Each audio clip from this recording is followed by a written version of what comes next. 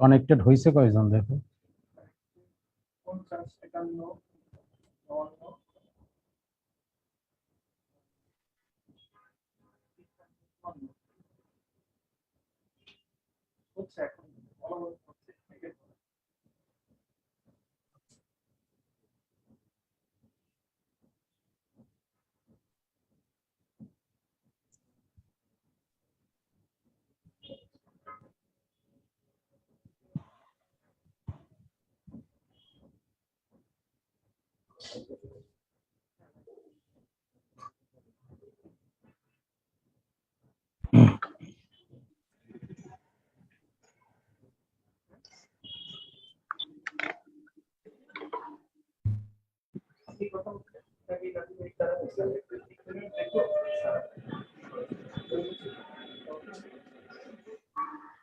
কষ্ট করে একটু ইয়া নিয়ে তো কয়টা স্ক্রিনশট নিব? সবগুলো মানে লেকচার গুলা?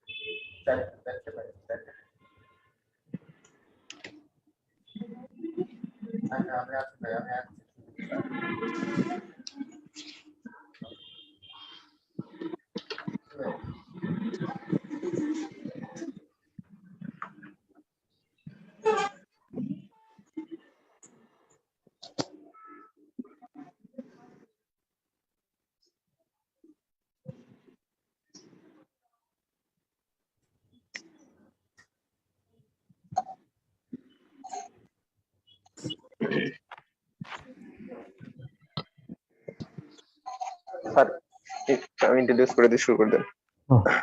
আসসালামু আলাইকুম। আমাদের বায়োস্ট্যাটিস্টিক্স ওয়ার্কশপের আজকের ক্লাসটি আর কিছুক্ষণের মধ্যেই শুরু হতে যাচ্ছে। অনুগ্রহপূর্বক ক্লাস চলাকালীন সময়ে আপনারা সবাই আপনাদের ডিভাইসটি মিউট করে রাখবেন। ক্লাস শেষে কোশ্চেন সেশনের সময় দেওয়া হবে, তখন আনমিউট করে অথবা আপনারা ইনবক্সে কোশ্চেন করতে পারবেন।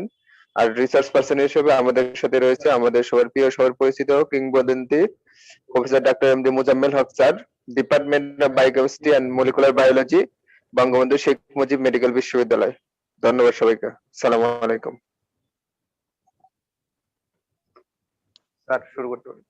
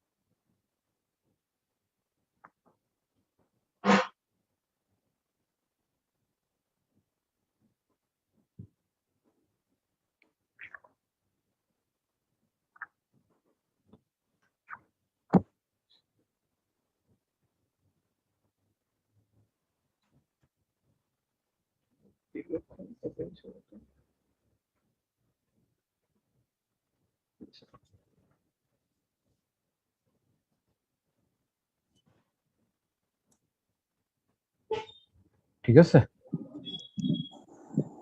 ওকে, থ্যাংক ইউ ভেরি মাচ। যারা আমার সাথে কানেক্টেড হয়েছে সবাইকে শুভেচ্ছা। তোমরা সবাই, আচ্ছা তোমরা কি শুনতে পাচ্ছ? আমাকে কথা শোনা যাচ্ছে? স্যার শুনতে পাচ্ছি। জি স্যার শুনতে পাচ্ছি। জি স্যার শুনুন। আচ্ছা, ওকে। তো আমরা তোমাদের সাথে নেক্সট 3 ডেজ, আজকে কালকে পরশু, শুধুমাত্র স্ট্যাটিস্টিক্স নিয়ে কথা বলবো এবং এই রিলেটেড যে সমস্ত প্রশ্নগুলো তোমাদের পার্ট 1 পরীক্ষায় আসে সেগুলো নিয়ে একটু কথা বলবো। খুব ডিটেলস আমরা আলোচনা করব না, তবে যে সমস্ত এরিয়াগুলো থেকে তোমাদের প্রশ্নগুলো হয়, আমি সেই সমস্ত এরিয়াগুলোকে বেশি জোর দিয়ে তোমাদেরকে এমফাসিস দিয়ে বলবো। আসো তাহলে আমরা শুরু করি। প্রথমেই যে প্রশ্নটা আমাদের সামনে চলে আসছে যে রিসার্চ বলতে আমরা কি বুঝি। রিসার্চ অ্যাকচুয়ালি বোঝা হয় এটা systematic and scientific search for knowledge. কেন, কি করব আমি সেই নলেজ দিয়ে? To answer certain question and to solve a particular problem.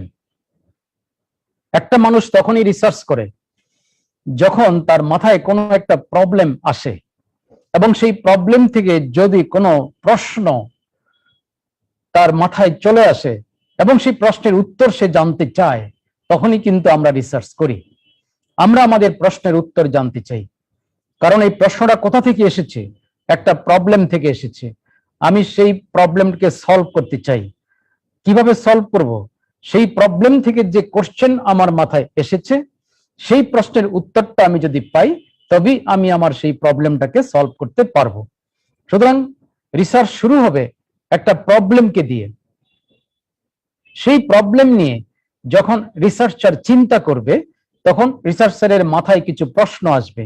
Researcher will try two find out the answer of this question. যদি সেই প্রশ্নের উত্তর পেয়ে যায়, তাহলে সেই প্রবলেমটাকে সে সলভ করতে পারবে। এটি হলো অ্যাকচুয়ালি রিসার্চের মূল কথা। So research is a scientific and systematic search for knowledge to answer certain question and to solve a particular problem. Okay, এখন প্রবলেম মানে কি? প্রবলেম কথার কনসেপ্ট হলো এক্সপেকটেশন মাইনাস রিয়ালিটি।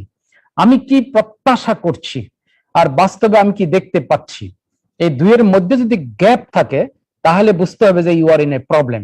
যেমন right now you peoples are in a problem. কারণ তোমরা চাচ্ছ part 1 পরীক্ষায় পাস করতে, কিন্তু হচ্ছে না, হয়তো বা অনেকেরই আর কি। তো আমি চাই পার্ট 1 পরীক্ষায় পাস করতে, কিন্তু আমি পাস করতে পারছি না, পরীক্ষা দিচ্ছি। So this is a problem to me, because my expectation is to pass the part 1 barrier, but repeatedly I am trying, but I am not getting to cross the barrier. So that is a problem. একটা পেশেন্টকে তুমি চিকিৎসা দিয়েছো, তোমার expectation হলো তোমার চিকিৎসা পেয়ে পেশেন্টটা ভালো হয়ে যাবে, কিন্তু বাস্তবতা হলো পেশেন্টটা ভালো হইল না। সুতরাং that is a problem for you. এইভাবে you will try to identify the problem, এবং সেই প্রবলেম নিয়ে তুমি যখন চিন্তা করবে, তখন তোমার মাথায় অসংখ্য প্রশ্ন চলে আসবে এবং সেই প্রশ্নের উত্তর তুমি জানতে চাইবা। কিভাবে? Through research activity. যদি উত্তরটা জানতে পারো, তাহলে তোমার প্রবলেম তুমি সলভ করতে পারবা। So this is the idea of the research, basic idea. এখন কত প্রকার রিসার্চ আছে আমাদের সামনে? আমরা সাধারণত এই 6 প্রকার রিসার্চ দেখতে পাই। Quantitative research, qualitative research, then basic research, applied research, descriptive research and analytical research. আমরা এই 6 প্রকার রিসার্চ আমরা দেখতে পাই। যে কোনো একটা প্রবলেম তোমার সামনে যদি চলে আসে, সেই প্রবলেমটাকে তুমি কোনভাবে সমাধান করবা, সেই সমাধানের প্রক্রিয়াটা হলো অ্যাকচুয়ালি রিসার্চ প্রসেস। কিভাবে তুমি তোমার প্রশ্নের উত্তর পাবা, সেটি একটা রিসার্চ প্রসেস। যেমন ধরো, তোমার একটা প্রবলেম তোমার সামনে এরকম আসতে পারে না, যে আমি দেখতে পাচ্ছি আজকাল খুবই অল্প বয়সে মানুষের এমআই হয়, খুবই ইয়াঙ্গার এজে মানুষের এমআই হচ্ছে, এবং মানুষগুলা মারা যাচ্ছে অল্প বয়সে, বেড রিটেন হয়ে যাচ্ছে, প্যারালাইজড হয়ে যাচ্ছে, স্ট্রোক হচ্ছে। It's not A problem. Is it A problem? Definitely এটা একটা প্রবলেম। কারণ আমি at the age of 30 years, I don't want to die. My expectation is to live a much longer life. কিন্তু আমার expectation হলো 80 বছর বেঁচে থাকবো, 90 বছর বেঁচে থাকবো, 100 বছর বেঁচে থাকবো, কিন্তু আমি মরে যাচ্ছি at the age of 30 years out of MI. So it is not expected. So that's the problem. সুতরাং তুমি এই প্রবলেমটাকে পিক আপ করো। সেই প্রবলেমটা কি? MI in early age, এই অল্প বয়সে MI, তুমি এটাকে পিক আপ করো। এখন এই আর্লি এইজ এমআই কে নিয়ে তুমি যদি ভাবো, চিন্তা করো, তোমার মাথায় অনেক প্রশ্ন আসবে। যেমন একটা প্রশ্ন তোমার মাথায় আসতে পারে, what are the causes of MI in younger age? What are the causes of MI in younger age? This is a question. এখন তুমি এই প্রশ্নের উত্তর জানতে চাইবা কিভাবে? Through research activity. সেই রিসার্চটা কত প্রকার হতে পারে? হতে পারে কোয়ান্টিটেটিভ, হতে পারে কোয়ালিটেটিভ, হতে পারে বেসিক, হতে পারে অ্যাপ্লাইড, হতে পারে ডেসক্রিপটিভ, হতে পারে অ্যানালাইটিক্যাল।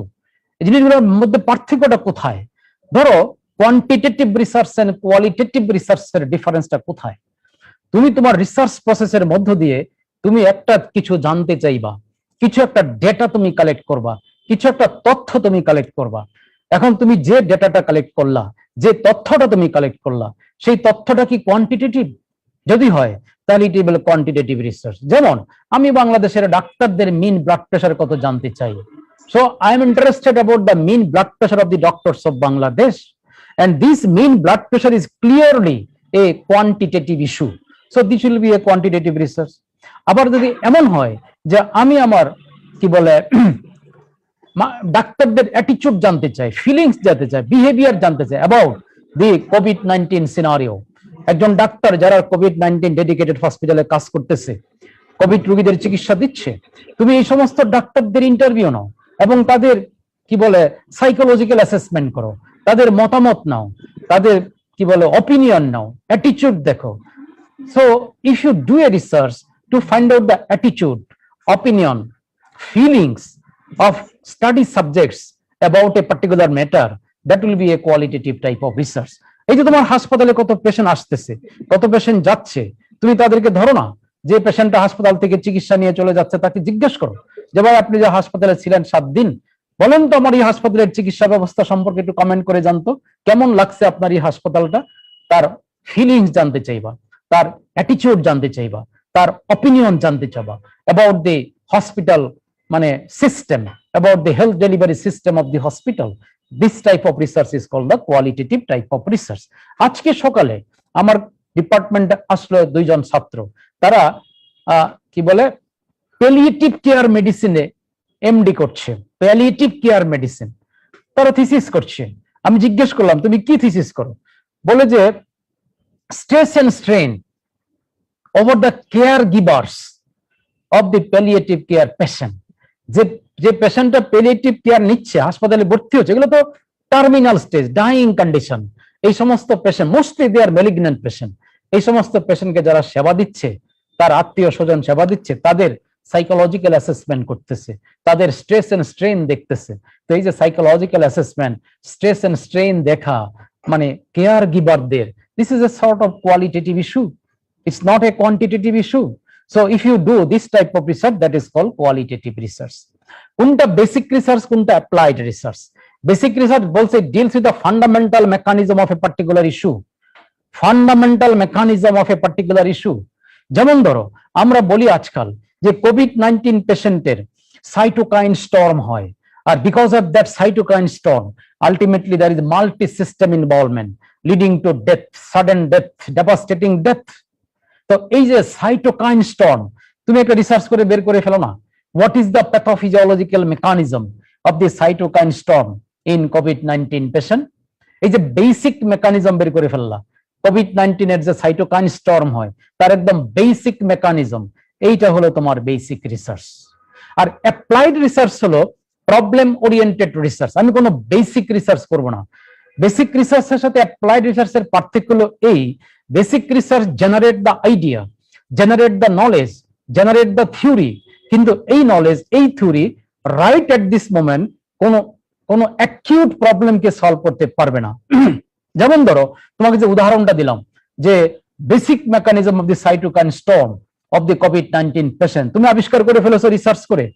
তুমি এই মেকানিজম যদি আজকে কোভিড-19 আক্রান্ত হয়ে যে বেডের মধ্যে মৃত্যু অপেক্ষা করতেছে এরকম একটা লোককে তুমি যে সাইটোকাইন স্টর্মের মেকানিজম এক্সপ্লেইন করো, তাহলে এটা হবে? এই লোকের কোনো উপকার হবে? কিচ্ছু হবে না। বরং তুমি তোমার যে সাইটোকাইন স্টর্ম কিভাবে হয়, কি মেকানিজমে হচ্ছে, সেইখানটা রিসার্চ করে গিয়ে তুমি দেখলা যে interleukin 6 is the culprit molecule that initiate the cytokine storm. ধরে নাও তুমি এরকম একটা ফাইন্ডিংস পেয়েছো, interleukin 6 is the culprit molecule. এইবার তুমি করো কি, এই যে বেসিক রিসার্চ করে তুমি যে একটা ইনফরমেশন পেয়ে গেলা যে interleukin 6 is the culprit molecule for cytokine storm in COVID-19 patient, এবার তুমি একটা অ্যাপ্লাইড রিসার্চ করো। কি করবা? তুমি এই ইন্টারলিউকিন 6 এর এগেইনস্টে একটা মলিকিউল ডেভেলপ করো, ড্রাগ ডেভেলপ করো, ড্রাগ ডেভেলপ করে এইবার বলো যে this is the drug that can inhibit the activity of the interleukin 6. So if you prescribe this drug to the COVID-19 patient, hopefully COVID-19 patient will be cured because they will not suffer from this cytokine storm and patient death rate will come down to 0. এই যে তুমি একটা আবিষ্কার করে একটা research করে আমার এই মুহূর্তে যে acute problem, local problem, global problem, national problem COVID-19, সেই COVID-19 এর ডেথ তুমি প্রিভেন্ট করে ফেললা, এটাকে বলা হয় অ্যাপ্লাইড রিসার্চ। একদম practical problem oriented research, practical problem oriented research to solve the practical problem, applied research. Come to the descriptive and analytical research. Descriptive research মানে হলো তুমি শুধু কোন একটা জিনিসকে ডেসক্রাইব করো, তুমি যাহা পেয়েছো, তোমার যা ফান্ডিংস পেয়েছো, ফান্ডিংসটা বলে চলে যাও, এতটুকু তোমার ডেসক্রিপটিভ রিসার্চ। কিন্তু এই ফান্ডিংসটা তুমি কেন পেয়েছো, তুমি এই ফান্ডিংস এর পিছনে কারণটা কি, সেই কারণ তুমি এক্সপ্লোর করবা না, এটাকে বলা হয় ডেসক্রিপটিভ রিসার্চ। কিন্তু তুমি একটা ফান্ডিংস এর পিছনের কারণকে যদি খুঁজে বের করে ফেলো, সেটা হবে তোমার analytical type of research. So analytical research actually deals with the findings of cause behind a particular observation, but in case of descriptive research, no attempt to find out the cause behind an observation, শুধু বলে যাও। যেমন একটা goitre নিয়ে তুমি একটা descriptive research করতে পারো। ডেসক্রিপটিভ রিসার্চ করতে গিয়ে তুমি কি বলছো, তুমি বলতে পারো যে আমি সারা বাংলাদেশ ঘুরেছি, শুধুমাত্র গয়টার পাওয়া যায় রংপুরে, আর বাংলাদেশের কোথাও গয়টার পাওয়া যায় না। এই যে তুমি কথাটা বলে চলে গেলা, that is the descriptive research. এখন যদি প্রশ্ন করি যে শুধুমাত্র রংপুরে কেন গয়টার পাওয়া যায়, বাংলাদেশের অন্য কোথাও কেন গয়টার পাওয়া যায় না, এইবার তুমি আরেকটা রিসার্চ করে তার কারণ খুঁজে বের করে ফেলবা। আর এই যে রিসার্চটা করলা, সেটা হলো তোমার অ্যানালাইটিক্যাল রিসার্চ। ওকে, এখন আসো some jargon in relation to research process. Population বলে একটা শব্দ আছে, স্যাম্পল বলে একটা শব্দ আছে in relation to research. Population মানে কি? Entire group of the study subjects, entire group of the study subjects, এটাকে বলা হয় population.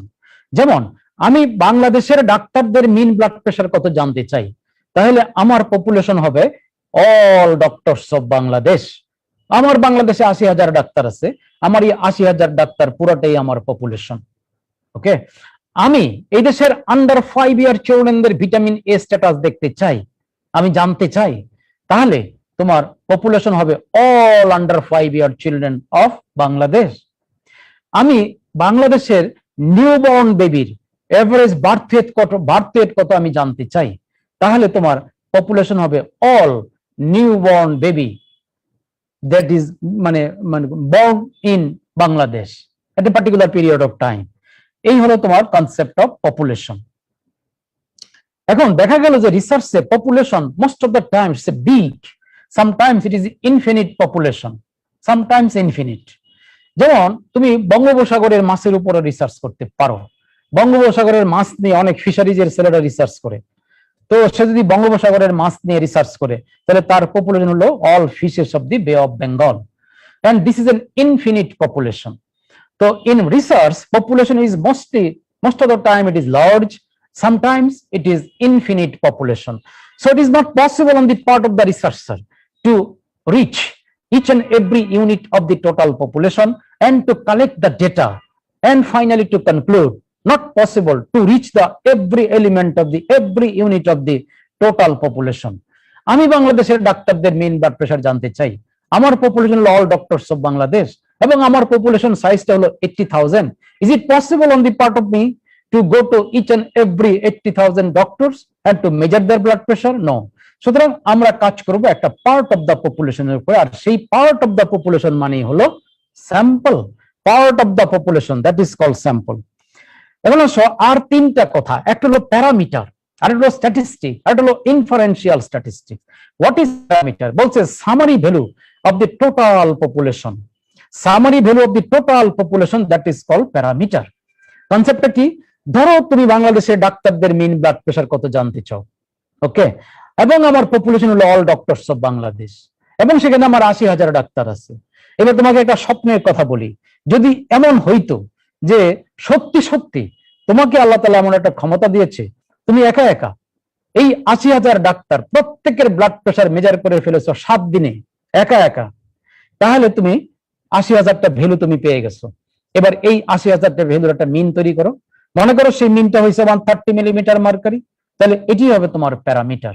Summary value of the total population, summary value of the total population, that is called parameter. But আমরা কিন্তু actually কাজটা এইভাবে করব না বা করতে পারবো না। আমরা অ্যাকচুয়ালি কাজ করব over a particular sample.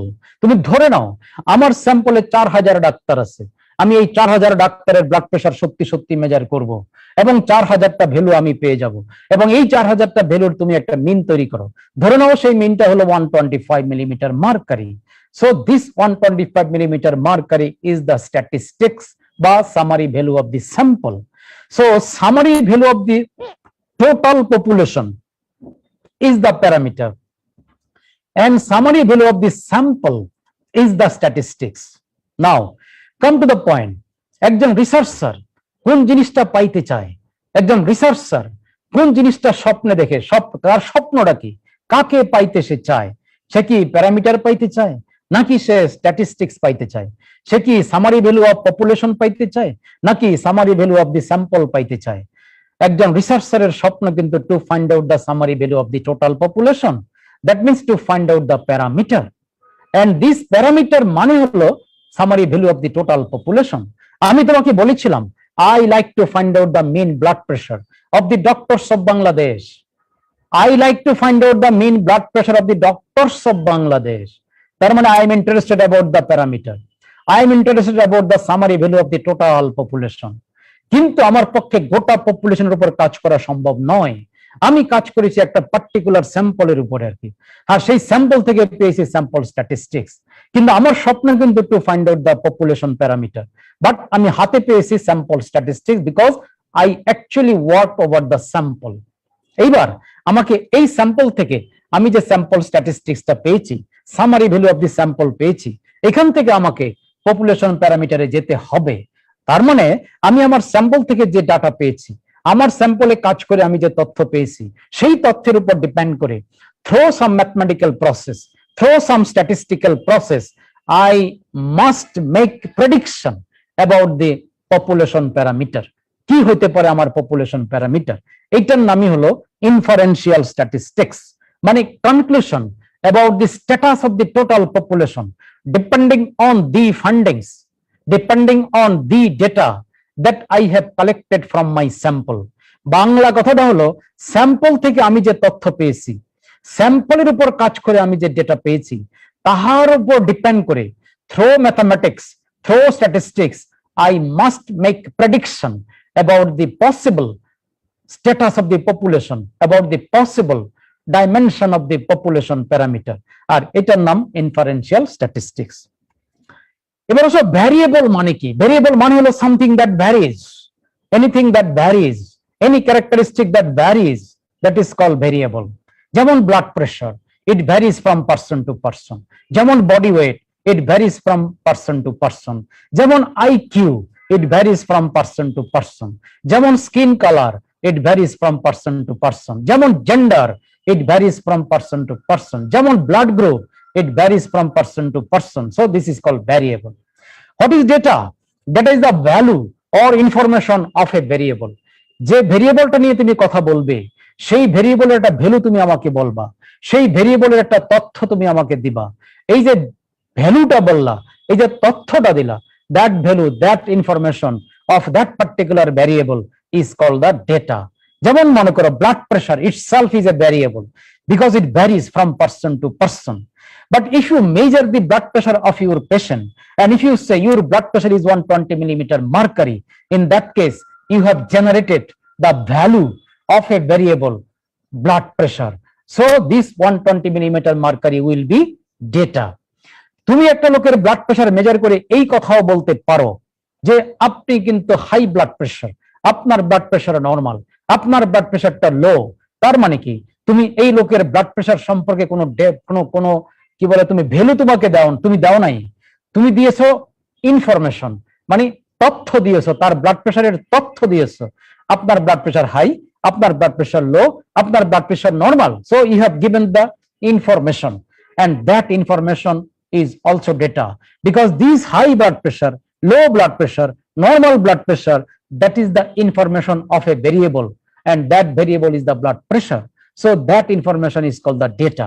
So data is the value or information of a particular variable. Same is true for body weight. Body weight itself is a variable. But if you say 100 kg, 70 kg, 60 kg, you are giving the data, you are giving the value of that variable body weight. আর যদি বলো আপনি overweight, আপনি underweight, আপনি normal weight, okay, you are giving the information regarding the body weight of that particular person. So this information is also data. Okay. Now come to the what are the different types of data and variable. খুব মনোযোগের সাথে বোঝার চেষ্টা করো। তুমি এই স্লাইডটা থেকে একটা কোশ্চেন পাবাই পাবা, একটা কোশ্চেন তুমি পাবাই পাবা এই স্লাইড থেকে। আসো types of data, quantitative or numerical data. যে ডাটাটা কোয়ান্টিটেটিভ অথবা নিউমারিক্যাল, যে ডাটাটা ভ্যারি করে ইন টার্মস অফ অ্যামাউন্ট, সেটার আবার দুইটা মানে টাইপ আছে। একটা হলো কন্টিনিউয়াস আর একটা হলো discrete. Continuous data, discrete data. Continuous data, discrete ডাটার পার্থক্য শুধু একটা কথা মনে রাখবা, সেটা হলো কন্টিনিউয়াস ডাটা ক্যান বি মানে কি বলে expressed in decimal or in fraction. আমি সোজা বাংলা বলি, যে কন্টিনিউয়াস মানে যে কোয়ান্টিটেটিভ ডেটাটা দশমিকে প্রকাশ করা সম্ভব, ফ্র্যাকশনে প্রকাশ করা সম্ভব, ডেসিমালে প্রকাশ করা সম্ভব, সেটি তোমার কন্টিনিউয়াস ডেটা।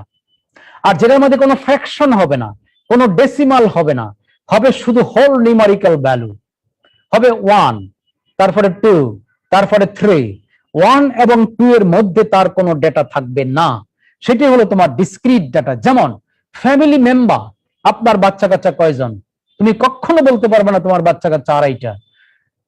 স্কুলের ছাত্র সংখ্যা কত, এটা discrete data.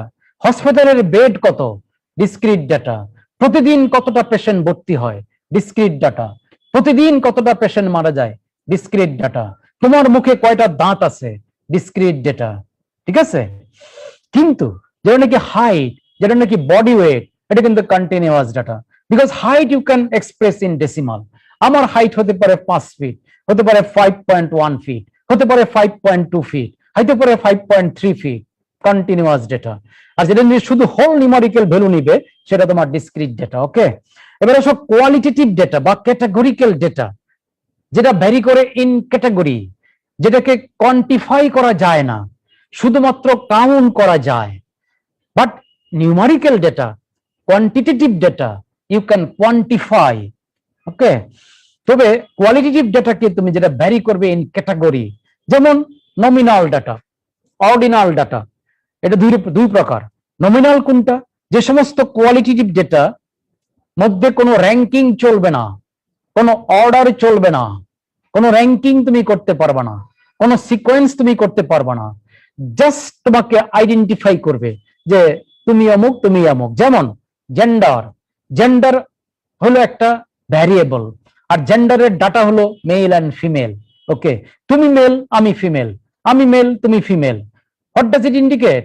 It simply identify a person as a male. It simply identify a person as a female. But it doesn't mean that male is superior to female. It doesn't mean that female is superior to male. No, there is no ranking, just identification. Religion, same. Hindu, Muslim, Christian, Buddhist, simply identification. But there is no categorization. There is no ranking. This doesn't mean that Muslims are better than Hindu. It doesn't mean that Christians are better than Muslim. No. So there is no ranking, no order, no sequence, just identification. These are nominal type of data. Ordinal data, যে সমস্ত qualitative ডেটার মধ্যে ranking করা যায়, যেমন grades of tumour, টিউমারের grade, grade 1, grade 2, grade 3. Definitely grade 1 is better than grade 2. Grade 2 is better than grade 3. So there is a sense of ranking. There is a sense of order. That is called ordinal type of qualitative data. যেমন তোমরা আবগার score করো, it's an ordinal type of qualitative data. তুমি Glasgow কমা scale করো, ordinal type of qualitative data. There are so many different scoring systems to identify the status of a particular patient, mild, moderate, severe. এটা কিন্তু one kind of ordinal type of data. তাহলে এই চারটা কথা মনে রাখবা। Continuous data কাহাকে বলে, discrete data কাহাকে বলে, নমিনাল ডাটা কাহাকে বলে, অর্ডিনাল ডাটা কাহাকে বলে। এইখান থেকে তুমি প্রশ্ন পেয়ে যাবা, একটা প্রশ্ন পাবাই। এভরি অল্টারনেট এক্সামিনেশনে এই প্রশ্ন হবে from the types of data. তাহলে এগুলো মনে রাখবা, continuous, discrete, nominal, ordinal. Nominal, ordinal, qualitative, পার্থক্য শুধু একটা, নমিনালে তুমি র্যাঙ্কিং করতে পারবা, নমিনালে কোনো র্যাঙ্কিং করতে পারবা না, অর্ডিনালে তুমি র্যাঙ্কিং করতে পারবা। একটা থেকে আরেকটা ভালো এই কথাটা বলতে পারবা in case of ordinal data, একটা থেকে আরেকটা ভালো এই কথাটা তুমি নমিনাল ডাটাতে বলতে পারবা না। এবার আসো অ্যারিথমেটিক মিন যদি করতে যাও তাহলে ইট উইল বি মিনিংফুল কোথায়? Only in case of quantitative continuous data and quantitative discrete data. আসো, এই যে তুমি কোয়ান্টিটেটিভ কন্টিনিউয়াস ডাটা বললাম, তোমার হাইট, তোমার বডি ওয়েট, তুমি এখানে মিন করতে পারো না? 10টা লোকের হাইট নিয়ে একটা মিন করতে পারো না? পারো। 20টা লোকের বডি ওয়েট নিয়ে মিন করতে পারো না? পারো। So mean is meaningful in case of continuous qualitative continuous data. Similarly, the mean is meaningful in case of numerical discrete data also. বলা হলো যে family member is a discrete data. আমি বাংলাদেশে 200টা ফ্যামিলির উপর একটা গবেষণা করলাম এবং 200টা ফ্যামিলির প্রত্যেকটা ফ্যামিলির টোটাল নাম্বার কতজন আমি জানলাম। কোন ফ্যামিলিতে 2 জন ফ্যামিলি মেম্বার, বাচ্চা কাচ্চার সংখ্যা 2 জন, কোন ফ্যামিলিতে 8 জন, কোন ফ্যামিলিতে 12 জন, কোন ফ্যামিলিতে 17 জন, কোন ফ্যামিলিতে নাই। ওকে, আমি এই ডাটাটা নিয়ে 200টা ফ্যামিলির উপর এই রিসার্চটা করে, সার্ভেটা করে আমি কিন্তু একটা মিন বের করতে পারি এবং মিন বের করে বলতে পারি যে বাংলাদেশের অন এন এভারেজ প্রত্যেকটা ফ্যামিলিতে ফ্যামিলি মেম্বার মোটামুটি এরকম। যদি কথাটা বলি, ইট উইল বি এ মিনিংফুল, এটা একটা মিনিংফুল কথা হবে। সুতরাং in case of discrete data mean is meaningful, in case of continuous data mean is arithmetic mean is meaningful, but in case of nominal data, in case of ordinal data mean is not meaningful. তুমি মিন করতেই পারবে না। তুমি মনে করো gender, sex, male female, Hindu, Muslim, খ্রিস্টান, Buddhist, তুমি কি মিন করবা? এখানে কোনো মিন চলবেই না। টিউমারের গ্রেড কি মিন করবা? তুমি কি এটা কি মিনিংফুল হবে যে তুমি মনে করো কি বলে 50টা টিউমার দেখলা, তার মধ্যে 10টা হলো গ্রেড 1, 10টা গ্রেড 2, 10টা গ্রেড 3? তুমি কি এই কথা বললে হবে? অন এন এভারেজ আমাদের দেশের লোকদের টিউমারের গ্রেড থাকে, মানে কি বলে, বেশিরভাগ গ্রেড থাকে 2। এটা কি মিনিংফুল কথা হবে? নো। এটি হলো কথাটা, আর কিছু না। এবার আসো, কত রকমের ভেরিয়েবল আছে? 3 রকমের ভেরিয়েবল থাকে। একটা হলো ইন্ডিপেন্ডেন্ট ভেরিয়েবল, এটা হলো ডিপেন্ডেন্ট ভেরিয়েবল, আরেকটার নাম হলো তোমার কনফাউন্ডিং ভেরিয়েবল। মানেটা কি দেখো, ইন্ডিপেন্ডেন্ট ভেরিয়েবলের আর কি কি নাম আছে, সিনোনিম কি কি আছে? Exposure, cause, input, risk factor. সোজা বাংলা কথা হলো ইন্ডিপেন্ডেন্ট ভেরিয়েবল মানে হলো কজাল ফ্যাক্টর। যে কোনো কিছুর কারণটা কি, কারণটাই হলো আমার ইন্ডিপেন্ডেন্ট ভেরিয়েবল। যে কোনো ঘটনার কারণটা কি, কারণটাই আমার exposure variable. So exposure variable, independent variable, actually they are causal factor of a particular event, কোন একটা ঘটনার causal factor। এটা ডিপেন্ডেন্ট ভেরিয়েবলটা কি? আউটকাম, ইফেক্ট, আউটপুট, রেসপন্স, এগুলো আমার ডিপেন্ডেন্ট ভেরিয়েবল। যে কোনো ঘটনা, যে কোনো ইভেন্ট, তার পিছনে একটা কারণ থাকবে এবং তার একটা আউটকাম থাকবে। ওকে, কারণটা হলো কজাল ফ্যাক্টরটাই হলো আমার এক্সপোজার ফ্যাক্টর, কজাল ফ্যাক্টরটাই হলো আমার কি বলে ইন্ডিপেন্ডেন্ট ভেরিয়েবল, আর যেটা আমার effect that is actually dependent variable. যেমন obesity causes MI, যদি obesity হইলে MI হয় তাহলে আমার obesity causal factor, obesity আমার exposure factor, obesity আমার independent variable, আর MI হলো আমার dependent variable, MI হলো আমার outcome বা response variable। ঠিক আছে, রিসার্চে 4টা শব্দ সবচেয়ে বেশি যায়। 4টা শব্দ, 1 independent variable or exposure variable, 2 dependent variable or outcome variable, exposure, outcome, independent, dependent. এই 4টা শব্দ আমরা রিসার্চে সবচেয়ে বেশি ব্যবহার করে থাকি। এবার আসো, ওবেসিটি হলে এমআই হয় তাহলে independent variable obesity, dependent variable হলো এমআই। এবার তুমি একটা রিসার্চ করো, যাও তোমার ওয়ার্ডে, কার্ডিওলজি ওয়ার্ডে চলে যাও, গিয়ে তুমি 200টা পেশেন্ট নাও, এমআই এর পেশেন্ট। তুমি এই 200টা এমআই পেশেন্টের প্রত্যেকের বিএমআই মেজার করো, করে দেখলা 200টা এমআই পেশেন্টের প্রত্যেকের বিএমআই হলো মোর দ্যান 40, মানে এভরিবডি ইজ মরবিডলি ওবেজ। এমন একটা অবজারভেশন তুমি যদি পেয়ে যাও, সেই অবজারভেশন থেকে তুমি কি বলতেই পারো যে obesity might be a cause of MI, because যাকেই দেখি এমআই তাকেই দেখি ওবেজ, যাকেই দেখি এমআই তাকেই দেখি ওবেজ। যদি এরকম পাও তাহলে অবশ্যই তুমি বলবা যে obesity is the cause of MI. তুমি এই রিসার্চটা করে একদম পেপারে পাবলিশ করে দিলা, জার্নালে পাবলিশ করে দিলা, দেওয়ার পরে একটা মোটা লোকের চোখে পড়লো তোমার এই রিসার্চটা, পড়ার পরে সেই লোকটা আতঙ্কিত হবে না? আতঙ্কিত হয়ে সেই লোকটা তোমার রিসার্চের ভিতরে ঢুকে গেল, দেখি তো লোকটা কিভাবে রিসার্চ করেছে। তোমার রিসার্চের ভিতরে ঢুকে দেখলো তুমি যে 200টা এমআই পেশেন্ট নিয়ে কাজটি করেছো, এই 200টা এমআই পেশেন্টের প্রত্যেকের ছিল আনকন্ট্রোল ডায়াবেটিস, প্রত্যেকের ছিল আনকন্ট্রোল হাইপারটেনশন। এইবার কিন্তু ওই লোকটা তোমাকে চ্যালেঞ্জ করবে, বলবে যে ভাই আপনি যে বলেছেন এই লোকদের এমআই হয়েছে due to obesity, is it correct? কেন তাদের এমআই কি হাইপারটেনশনের জন্য হতে পারে না? তাদের এমআই কি ডায়াবেটিস জন্য হতে পারে না? পারে। তাহলে এইবার তুমি কিন্তু আর কনফিডেন্টলি এই কথাটা আর বলতে পারবে না যে ওবেসিটির জন্য এমআই হয়েছে। You will lose your confidence. এই যে তুমি কনফিডেন্স লস করলা, কেন? তার জন্য তোমার কনফিডেন্স লস হলো, because of the hypertension, because of the diabetes. So this hypertension and this diabetes is the confounding variable between obesity and MI. ঠিক আছে? তাহলে what is confounding variable? The third set of variable other than independent variable and dependent variable that can affect the distort the relationship between your independent and dependent variable, at a third set of variable. এখন তুমি research কিভাবে করবা? তুমি সত্যি সত্যি জানতে চাও ওবেসিটির সাথে এমআই এর কোনো সম্পর্ক আছে কিনা? ইয়েস, জানতে চাই।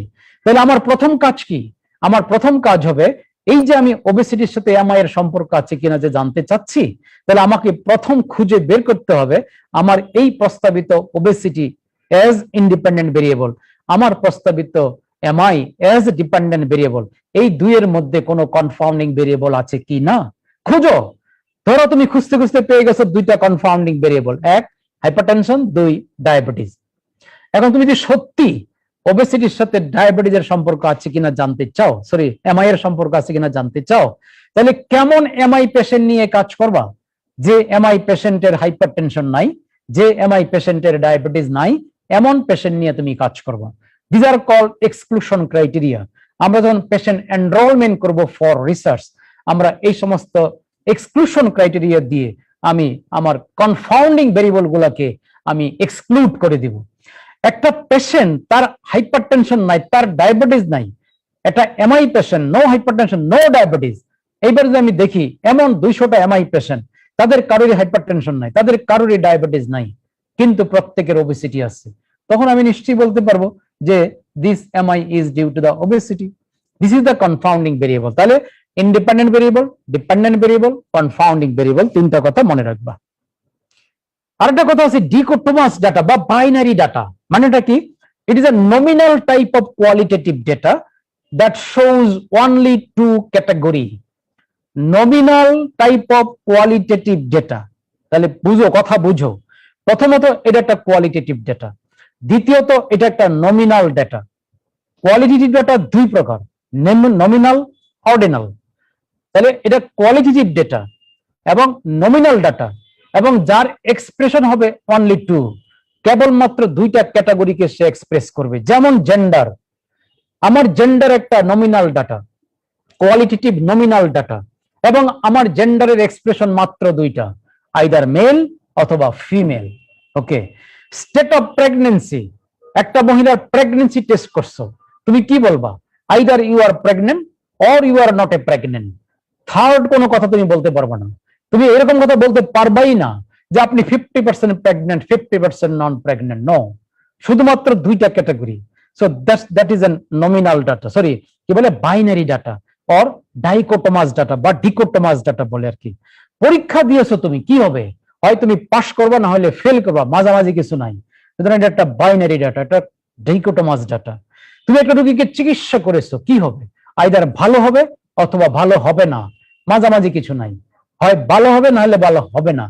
একটা বাইনারি টাইপ অফ ডিকোটোমাস ডাটা, এগুলোকে বলা ডাইকোটোমাস ডাটা বলে। মনে রাখবা, এগুলো নিয়ে কিন্তু প্রশ্ন আসে।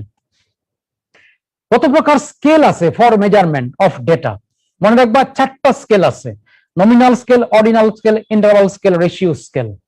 ডিটেলসে দেওয়ার কোনোই দরকার নাই, শুধু 4টা স্কেলের নাম মনে রাখবা, nominal scale, ordinal scale, ratio scale, মানে কি বলে interval scale, ratio scale. Nominal scale দ্বারা আমরা কোয়ালিটেটিভ ডেটা মেজার করি, অর্ডিনাল স্কেল দ্বারা কোয়ালিটেটিভ ডেটা মেজার করি, ইন্টারভাল স্কেল দ্বারা কোয়ান্টিটেটিভ ডাটা মেজার করি, রেশিও স্কেল দ্বারা কোয়ান্টিটেটিভ ডাটা মেজার করি। এবার শুধু মোটা দাগে একটা কথা মনে রাখবা, সেটা হলো for measurement of the qualitative data, for কি বলে মানে numerical assessment of the qualitative data আমাদের 2টা স্কেল, একটা হলো নমিনাল স্কেল, একটা হলো অর্ডিনাল স্কেল। কোয়ালিটেটিভ ডেটার টাইপসের সাথে নাম, টাইপস যেগুলো আছে তা সেই নামের সাথে মিলিয়ে তুমি মনে রাখবা নমিনাল মানে scale, ordinal scale for qualitative data measurement. এবার আসো কোয়ান্টিটেটিভ ডাটা মেজার করি কোন কোন স্কেল দ্বারা, একটা হলো ইন্টারভাল স্কেল আর হলো রেশিও স্কেল। জাস্ট এটুকুই মনে রাখো। ইন্টারভাল স্কেলের একটা এক্সাম্পল দেই, ওই যে আমাদের থার্মোমিটার, আমরা জ্বর মাপি, টেম্পারেচার রেকর্ড করি, এটা হলো একটা ইন্টারভাল স্কেল। রেশিও স্কেলের একটা উদাহরণ দেই, এই যে আমরা বডি ওয়েট মেজার করি, ওয়েট মেশিন, এটা কিন্তু একটা রেশিও স্কেল। আমরা হাইট মেজার করি, এটা একটা রেশিও স্কেল। তুমি এতটুকুই থাকো, আর বেশি ডিটেলসে দরকার নাই। পার্ট 1 পাস করার পরে আবার যখন আমাদের কাছে আসবো তখন আরো ডিটেলস বলবো। আমি শুধু এইটুকু তোমার কাছে জানতে চাই যে ডাটা মেজার করার জন্য কি কি স্কেল আছে এবং কোন স্কেল ফর কোয়ান্টিটেটিভ ডাটা, কোন scale for qualitative data enough for you. এবার অবশ্য রিসার্চ কোশ্চেন মানে কি? রিসার্চ কোশ্চেন মানে আমি তোমাকে বলেছিলাম রিসার্চ শুরু হবে প্রবলেম দিয়ে, একটা প্রবলেম দিয়ে আমরা রিসার্চটা শুরু করব। ওকে, সেই প্রবলেম নিয়ে যখন চিন্তা করব তখন মাথায় যে প্রশ্নগুলো আসবে সেই প্রশ্নটা হলো রিসার্চ কোশ্চেন। তোমাকে আমি একটা প্রবলেম দিয়েছিলাম যে M I in early age, around 30 years, around 40 years মানুষের এমআই হচ্ছে আজকাল বেশি বেশি। আমি অরিড, এত অল্প বয়সে মানুষের এমআই হয়ে মরে যাচ্ছে, আমি আই এম অরিড। সুতরাং আমি এটার উপর রিসার্চ করতে চাই। আমি এই এমআই ইন ইয়াঙ্গার এজ নিয়ে আমি চিন্তা ভাবনা করছি, করতে করতে আমার মাথায় কিছু প্রশ্ন আসতে পারে। হতে পারে এরকম প্রশ্ন, what are the risk factors of MI in early age. হতে পারে এরকম প্রশ্ন, what is the clinical presentation of MI in early age, what is the morbidity and mortality of MI in early age. এরকম প্রশ্ন তোমার মাথায় আসবে, আর সেই প্রশ্নগুলোই হলো তোমার research question. Now come to the hypothesis. What is hypothesis? বলছে logical and assume answer to the research question. তোমার রিসার্চ কোশ্চেন ছিল what are the risk factors of MI in early age. এবার তুমি তার উপর একটা আনুমানিক উত্তর দিবা, আনুমানিক অ্যাজাম্পশন বলে দাও। Obesity, diabetes, hypertension, dyslipidaemia causes MI in early age. এই যে বলে দিলাম, এটার নামই hypothesis. Obesity, diabetes, hypertension, dyslipidemia causes MI in early age. This is কি বলে তোমার হাইপোথিসিস। তাহলে রিসার্চ কোশ্চেনটা হলো different types of question that come to the mind of researcher when researcher think over the research issue, think over the problem, think over the title. আর hypothesis হলো when মানে researcher give some assumptive answer, আনুমানিক উত্তর about the research question, সেটি তোমার hypothesis. যেমন তুমি তোমার যদি একটা রিসার্চ কোশ্চেন এরকম হয়, does smoking increases the risk of lung cancer, এটা রিসার্চ কোশ্চেন। তোমার হাইপোথিসিস হবে yes, smoking increases the risk of lung cancer। এইভাবে তুমি রিসার্চ কোশ্চেন হাইপোথিসিস দিবা। মনে রাখবা, হাইপোথিসিস কিন্তু এটা অকাট্য সত্য না। আমি দাবি করব না যে আমার হাইপোথিসিসটা একটা অকাট্য সত্য। ন, আমি বলে দিয়েছি হাইপোথিসিসটা হলো আমার একটা অনুমান, আমার একটা assumption about my research question. যে রিসার্চ কোশ্চেনের উত্তর আমি জানতে চাই থ্রু মাই রিসার্চ, আমার সেই রিসার্চ কোশ্চেনের একটা আনুমানিক উত্তরটা হলো আমার হাইপোথিসিস। ঠিক আছে, তাহলে এই যে রিসার্চ কোশ্চেন এবং হাইপোথিসিসের মধ্যে এইটুকু পার্থক্য। রিসার্চ কোশ্চেনটা ফর্মুলেট করা হয় in the form of question, হাইপোথিসিসটা দেওয়া হয় in the form of statement as an assumptive answer of the research question. এবার আসো ডাটা কালেকশন মেথডস কি কি আছে। তুমি শুধু জাস্ট নামগুলা মনে রাখবা, আর কিচ্ছু না। এইগুলোর উপর মাঝে মধ্যে তোমার মানে এমসিকিউ দিয়ে দিবে। ফর কোয়ালিটেটিভ ডেটা, যদি কোয়ালিটেটিভ ডেটা আর্ন করতে চাও, মানুষের মতামত জানতে চাও, মানুষের অ্যাটিটিউড জানতে চাও, ফিলিংস জানতে চাও, তোমার সম্পর্কে কেউ কি ভাবছে, কে কি ভাবছে, এই যে আমাদের হেলথ ডেলিভারি সিস্টেম সম্পর্কে মানুষের কি মতামত, এগুলো যদি জানতে চাও, তাহলে ডাটা কালেকশন মেথড কি হবে? Number 1 interview, number 2 focus group discussion. Focus group ডিসকাশনটা হলো সোজা কথা, যে টেলিভিশনে দেখো না টকশো হয়, এই টকশো গুলোই কিন্তু actually focus group discussion. Talk show গুলো কিন্তু ফোকাস গ্রুপ ডিসকাশনের বেসিক প্রিন্সিপাল ফলো করে না, সায়েন্টিফিক প্রিন্সিপাল ফলো করে না, কিন্তু ফোকাস গ্রুপ ডিসকাশনের মধ্যে কতগুলো সায়েন্টিফিক নর্মস আছে, সেই নর্মস ফলো করে করতে হবে। কিন্তু জিনিসটা এইরকম, তুমি এই যে কোভিড-19 how to prevent, how to save the peoples of our country, what should be the operational modality to be implemented from the side of the government, from the side of the NGO, from the side of the doctors, from the side of the other stake holders of the society. কেমনে করবা? তার জন্য একটা round table discussion করো, একটা আলাপ আলোচনা করো। এই যে আলাপ আলোচনা করো, এটার নামই focus group discussion. Observation participatory হইতে পারে, নন পার্টিসিপেটরি অবজারভেশন হতে পারে। তোমাকে বলতে পারি যে তুমি যাও গিয়ে অমুক হাসপাতালটা দেখো। মনে করো তুমি সিভিল সার্জন, তুমি চলে গেলো একটা উপজেলা হেলথ কমপ্লেক্সে, যাই দেখে আসো, যাও দেখে আসো উপজেলা হেলথ কমপ্লেক্সের স্ট্যাটাসটা কি, ডাটাগুলা নিয়ে আসো, কেমন ফাংশন করতেছে। এগুলো হলো অবজারভেশন, এগুলো হলো তোমার কোয়ালিটেটিভ রিসার্চ। আর হলো কোশ্চেনিয়ার অ্যাডমিনিস্ট্রেশন, কোশ্চেনিয়ার দিয়ে আমরা করতে পারি। তাহলে চারটা কথা মনে রাখো: interview, focus group discussion, observation and questionnaire. এইগুলা দিয়ে আমরা কোয়ালিটেটিভ ডাটা পাবো। এবার আসো ডাটা প্রেজেন্টেশন, কিভাবে ডাটা তুমি প্রেজেন্ট করবা। ডাটা প্রেজেন্টেশনের দ্য মোস্ট ইম্পর্টেন্ট ওয়ে হলো দুইটা, এক টেবিল করতে পারো, দুই ফিগার করতে পারো। টেবিলের মধ্যে তুমি ফ্রিকোয়েন্সি টেবিল বানাতে পারি, কন্টিজেন্সি টেবিল বানাতে পারি, ক্রস টেবিল বানাতে পারি। ফিগারের ক্ষেত্রে আমরা গ্রাফ চয়েস করতে পারি অথবা চার্ট বা ডায়াগ্রাম। গ্রাফ গুলো করা হয় ফর কোয়ান্টিটেটিভ ডেটা, চার্ট বা ডায়াগ্রাম করি ফর কোয়ালিটেটিভ ডেটা।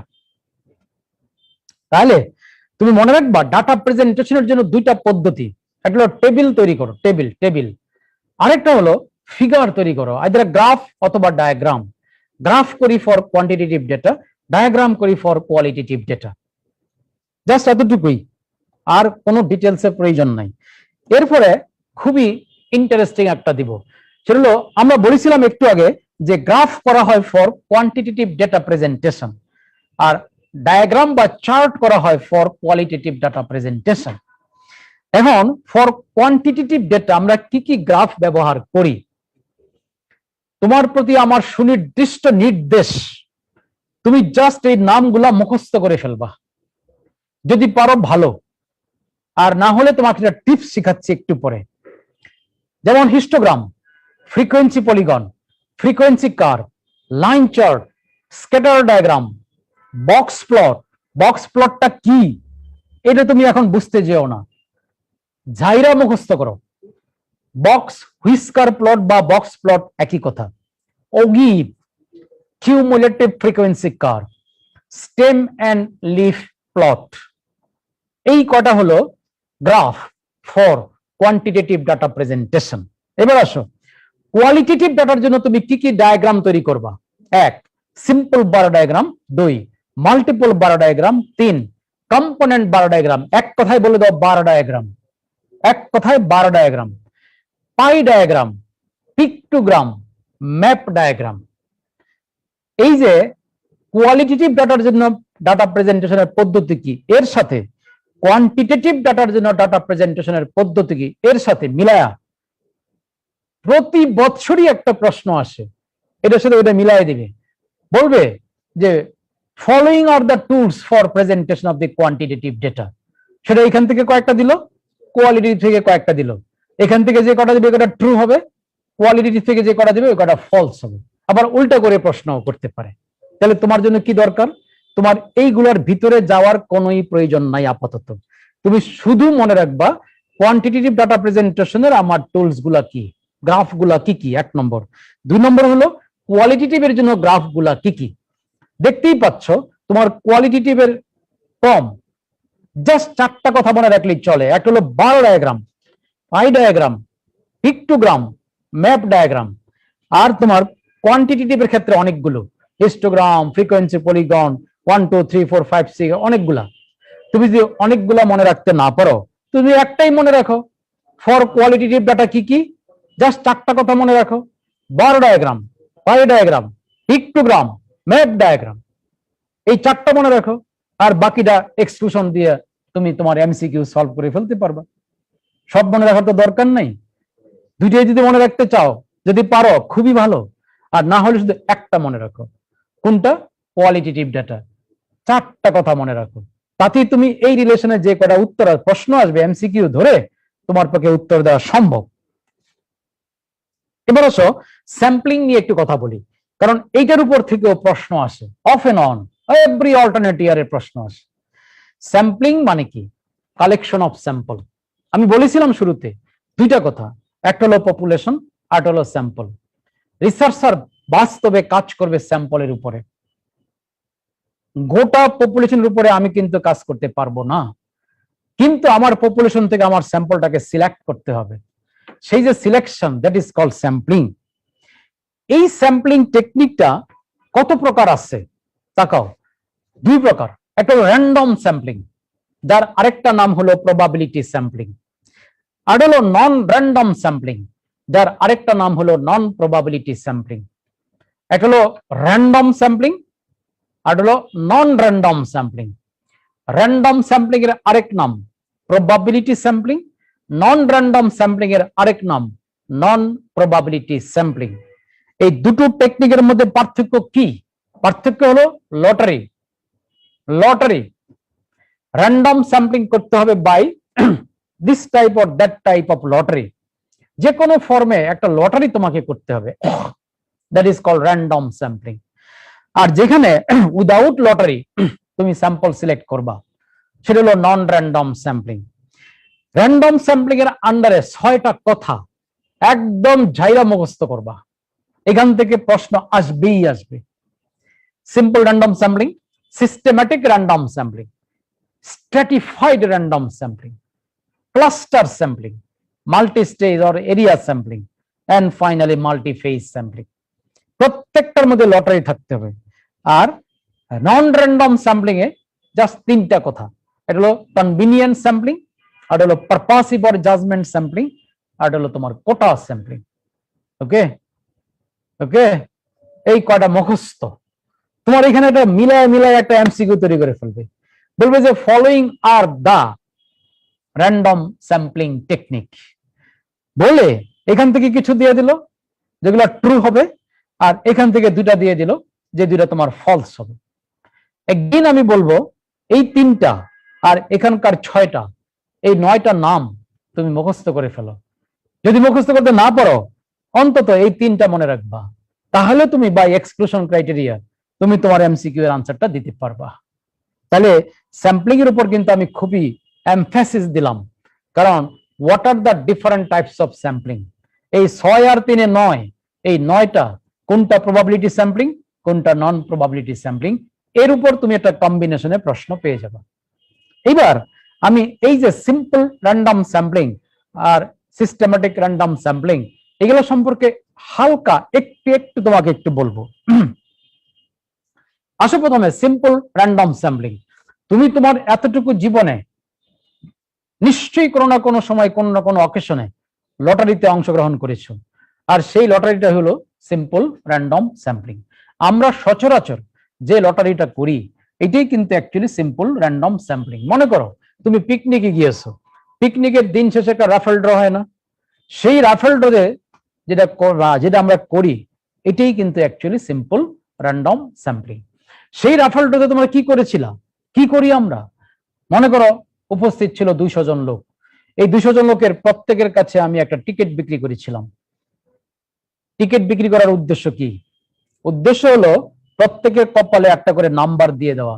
নাম্বার দিয়ে দিলাম সবাইকে, তুমি টিকিট নাম্বার 1, তুমি টিকিট নাম্বার 2, তুমি টিকিট নাম্বার 3, তুমি টিকিট নাম্বার 4। আর এই নাম্বারটা আমি নিয়ে আসলাম, নিয়ে এসে একটা বক্সে রাখলাম, বক্সে রেখে লটারি করলাম। এটা হলো সিম্পল র্যান্ডম স্যাম্পলিং। তো এই যে তোমার উপস্থিত 200 লোকের প্রত্যেককে একটা লিস্টের আওতায় এনেছো, প্রত্যেককে একটা নাম্বারিং সিস্টেমের আওতায় এনেছো, এটাকে বলা হয় স্যাম্পলিং ফ্রেম। মানে সিম্পল র্যান্ডম স্যাম্পলিং যদি করতে চাও তাহলে গোটা পপুলেশনের সবাইকে আগে একটা লিস্ট করতে হবে, আর সেই লিস্টটা একটা বক্সে রাখতে হবে। রাখার পর তুমি একটা একটা করে টান দিবা, একটা একটা করে টান দিবা, এই যে এতটুকুই আর কি। যেহেতু গোটা পপুলেশনের সবাইকে লিস্ট করতে হয়, লিস্ট না করে তুমি সিম্পল র্যান্ডম স্যাম্পলিং করতে পারবা না। সেই জন্য শুধু একটা কথা মনে রাখবা, সেটা হলো সিম্পল র্যান্ডম স্যাম্পলিং করা হবে for small population and for homogeneous population. Just এই একটা কথা মনে রাখবা, সিম্পল র্যান্ডম স্যাম্পলিং করার সিদ্ধান্ত নেওয়া হবে for small population, for homogeneous population, এতটুকুই, আর কিছু না। এবার আসো সিস্টেম্যাটিক র্যান্ডম স্যাম্পলিংটাও কিন্তু সিম্পল র্যান্ডম স্যাম্পলিং এর মতোই, তবে একটু ডিফারেন্ট, আমি আর ডিটেলসে যাচ্ছি না।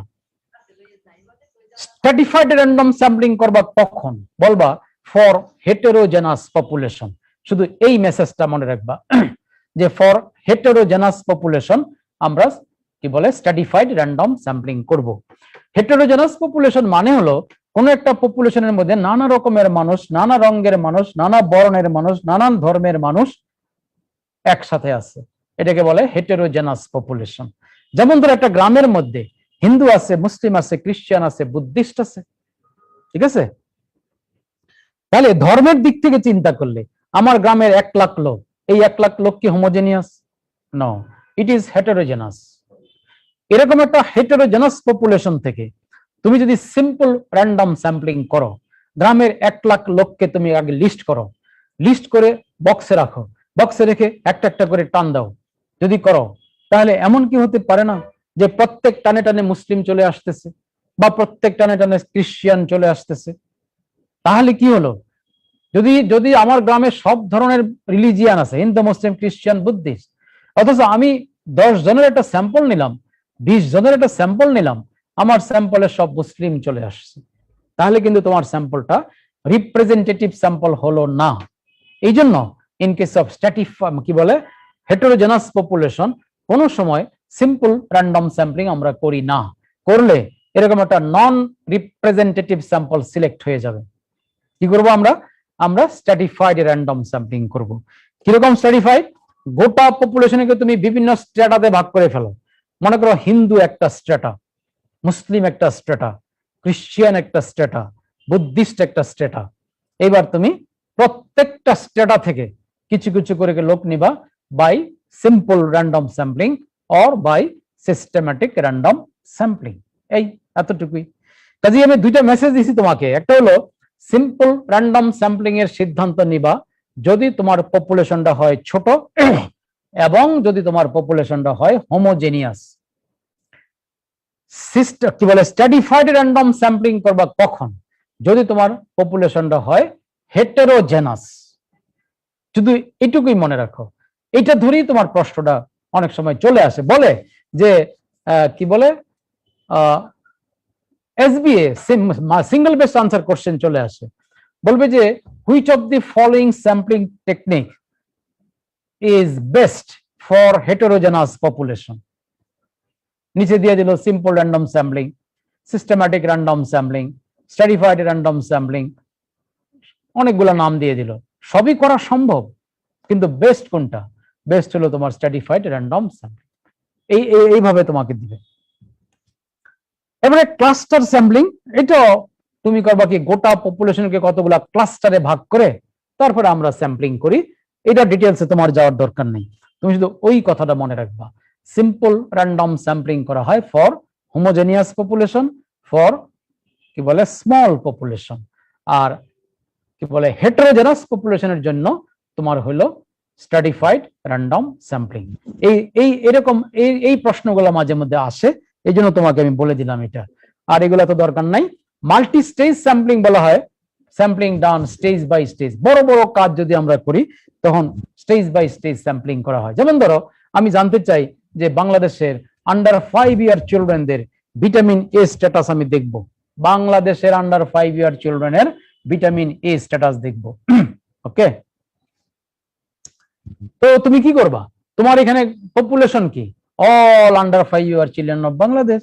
বাংলাদেশে 3.5 কোটি আন্ডার 5 ইয়ার চিলড্রেন আছে।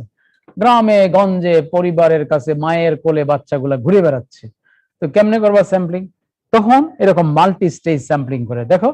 সারা বাংলাদেশকে প্রথমে 8টা ডিভিশনে ভাগ করো, 8টা ডিভিশনের নাম কাগজে লেখো, লটারি করো, লটারি করে একটা ডিভিশন নাও।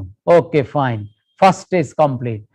সেকেন্ড স্টেজে গিয়ে তোমার যে ডিভিশনটা লটারিতে উঠলো, মনে করো ঢাকা ডিভিশন লটারিতে উঠেছে, এবার ঢাকা ডিভিশনের ভিতরে গিয়ে কয়টা জেলা আছে দেখো, জেলাগুলোর নাম ধরো, নাম ধরে লটারি করো, করে কিছু জেলা নাও, সেকেন্ড স্টেজ। তারপরে জেলার ভিতরে গিয়ে উপজেলা ধরে লটারি করে কিছু উপজেলা নিবা, থার্ড স্টেজ। এইভাবে তুমি আগাও, আগাইতে আগাইতে এক সময় গ্রামে চলে যাবা। এটার নাম হলো মাল্টি স্টেজ স্যাম্পলিং। এরপর একটা মাল্টি ফেজ স্যাম্পলিং আছে, এটারও তোমার কোনো প্রয়োজন নাই আপাতত। কনভিনিয়েন্ট স্যাম্পলিং মানে নন র্যান্ডম স্যাম্পলিং এর প্রথম উদাহরণ কনভিনিয়েন্ট স্যাম্পলিং। কনভিনিয়েন্ট স্যাম্পলিং কিছু না, easily available subjects, easily accessible subjects, nearby subjects but eligible for your research activity. এটা হলো কনভিনিয়েন্ট স্যাম্পলিং। আমরা সাধারণত এই কনভিনিয়েন্ট স্যাম্পলিংটাই বেশি করে থাকি। তুমি যে ওয়ার্ডে চাকরি করো, যে ওয়ার্ডে কাজ করো, সেই ওয়ার্ডে অসংখ্য পেশেন্ট আসতেছে, সেই পেশেন্ট থেকে তুমি কিছু পেশেন্ট নিয়ে রিসার্চটা করে ফেলো, এটাই তো তোমার কনভিনিয়েন্ট স্যাম্পলিং, তাই না? তুমি আউটডোরে বসে ডিউটি করতেছো, তোমার আউটডোরের সমানে পেশেন্ট আসতেছে, ওই সমস্ত পেশেন্ট থেকে তুমি একগুলা নিয়ে একটা রিসার্চ করে ফেলো, এটা তোমার convenient sampling. Easily available, easily approachable, easily available, easily approachable, এবং তোমার কাছাকাছি আছে। এগুলো হলো বাট কাছাকাছি থাকলে আমি কিন্তু নিব না। That particular patient must be suitable candidate to be the sample of my research, তাই না? সেটা হলো কনভিনিয়েন্ট স্যাম্পলিং। জাজমেন্ট স্যাম্পলিং কি বলছে? Purpose for judgment sampling বলছে it is the researcher judgment final for selection of the sample. আমি researcher, আমার judgement যদি বলে you are the right person to be the sample of my research, আমি তোমাকে নিয়ে নিব, কারোর কথা আমার শোনার দরকার নেই। আমার জাজমেন্ট বলছে you are the right person, ওকে নিয়ে নিলাম। এটা হলো পারপাস ফর জাজমেন্ট স্যাম্পলিং। যেমন ধরো তুমি তোমার বাচ্চাকে একটা অঙ্কের টিচার দিবা, তুমি কিন্তু একটা জাজমেন্ট স্যাম্পলিং করতে হবে। একটা অঙ্কের টিচার দিবা, কার কাছে পারাবো? তোমার বাড়ির পাশে একটা অঙ্কের টিচার আছে, তার কাছে তুমি দিতে পারো। That will B A convenient sampling, easily available. আমার ঘরের পাশের বাসায় একটা বিকারুন্নাসা স্কুলের অঙ্কের একজন টিচার আছে, কিন্তু এই টিচারের রেপুটেশন হলো এর কাছে ছাত্র পড়ে অঙ্কে ফেল করে, এরকম তার রেপুটেশন। তুমি কি তার কাছে তোমার বাচ্চা দিবা? নো।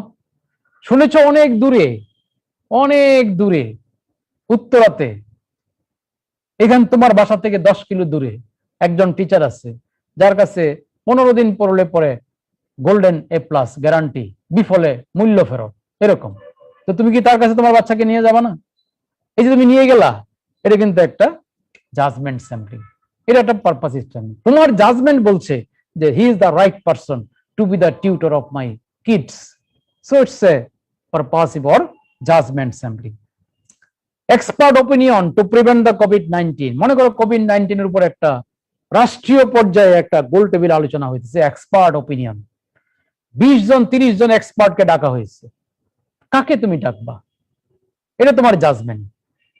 তোমার জাজমেন্ট যাদেরকে বলবে যে হ্যাঁ আমার মনে হয় এই লোকটা এই ব্যাপারে অভিজ্ঞ, তুমি ডাকো, এটা হলো তোমার judgement sampling. And finally quota sampling, it is as like as stratified random sampling. যেমন বলেছিলাম স্ট্র্যাটিফাইড র্যান্ডম স্যাম্পলিং করা হবে ফর হেটেরোজেনাস পপুলেশন, আমি কোটা স্যাম্পলিং করব ফর হেটেরোজেনাস পপুলেশন। পার্থক্যটা কোথায়? পার্থক্য হলো স্ট্র্যাটিফাইড র্যান্ডম স্যাম্পলিং এ আমি স্ট্যাটা করেছিলাম এবং প্রতিটা স্ট্যাটা থেকে নিয়েছিলাম লটারি করে, কিন্তু কোটা স্যাম্পলিং এ তুমি কোটা করো depending on religion, depending on কি বলে ইকোনমিক স্ট্যাটাস, তুমি বিভিন্ন কোটা করে ফেলো। যেমন একটা গ্রামের মধ্যে rich, middle class, poor, ultra poor লোক আছে, আমি 4টা কোটা করে ফেললাম। রিচ একটা কোটা, পুয়ার একটা কোটা, মিডল ক্লাস একটা কোটা, আল্ট্রা পুয়ার একটা কোটা। এইবার প্রত্যেকটা কোটা থেকে লোক নিবা কেমন করে?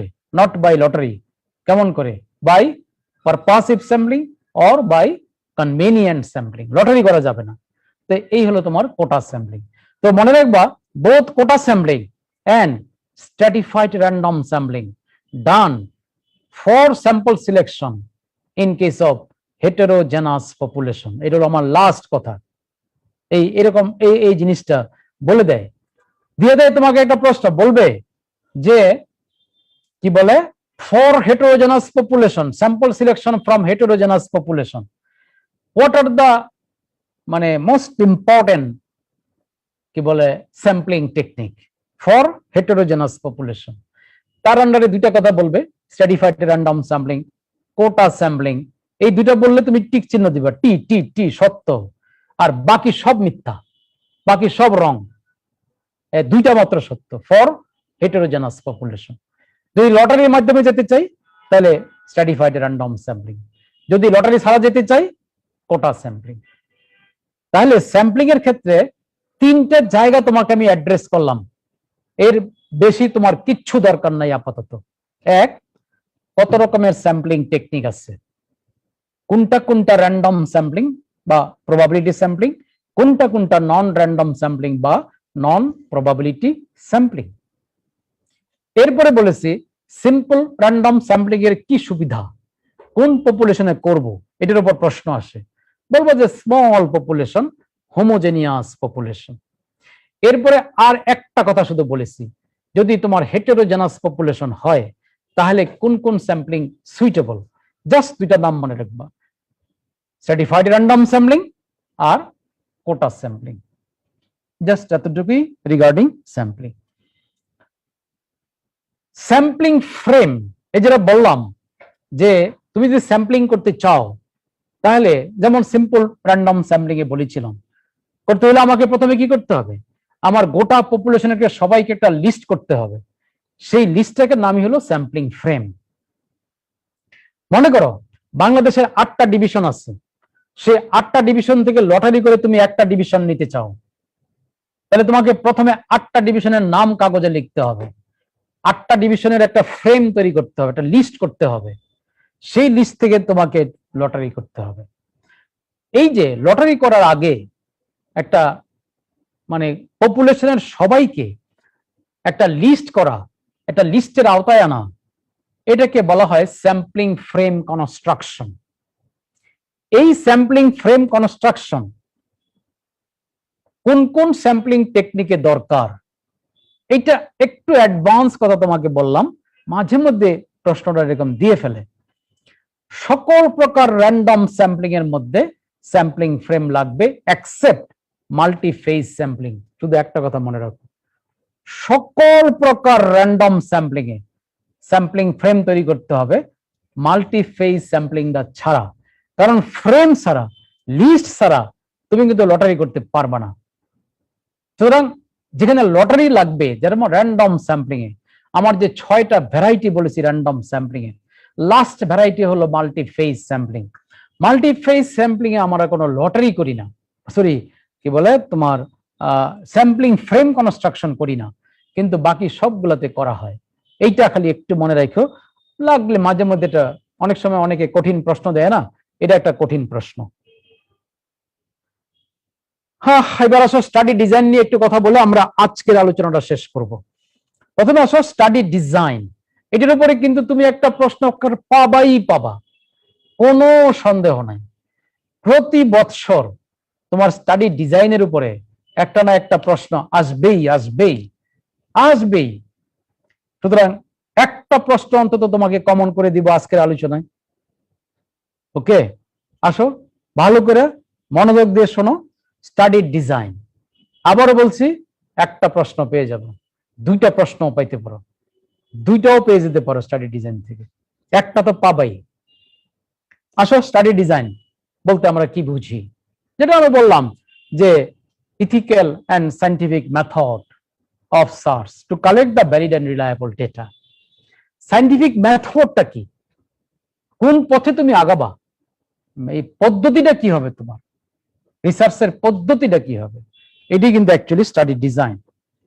যে কথাটা আমি বলেছি যে কি কেমন ডাটা কালেক্ট করবা, ডাটাটা কেমন হইতে হবে, ডাটাটা হইতে হবে ভ্যালিড, ডাটাটা হইতে হবে রিলায়েবল। তাহলে এখন আমি একটু ভ্যালিড ডাটা মানে কি, রিলায়েবল ডাটা মানে কি, একটু একটা উদাহরণ দিয়ে বলতে চাই। চিনো আমরা তোমরা এই লোকটাকে অবশ্যই, না?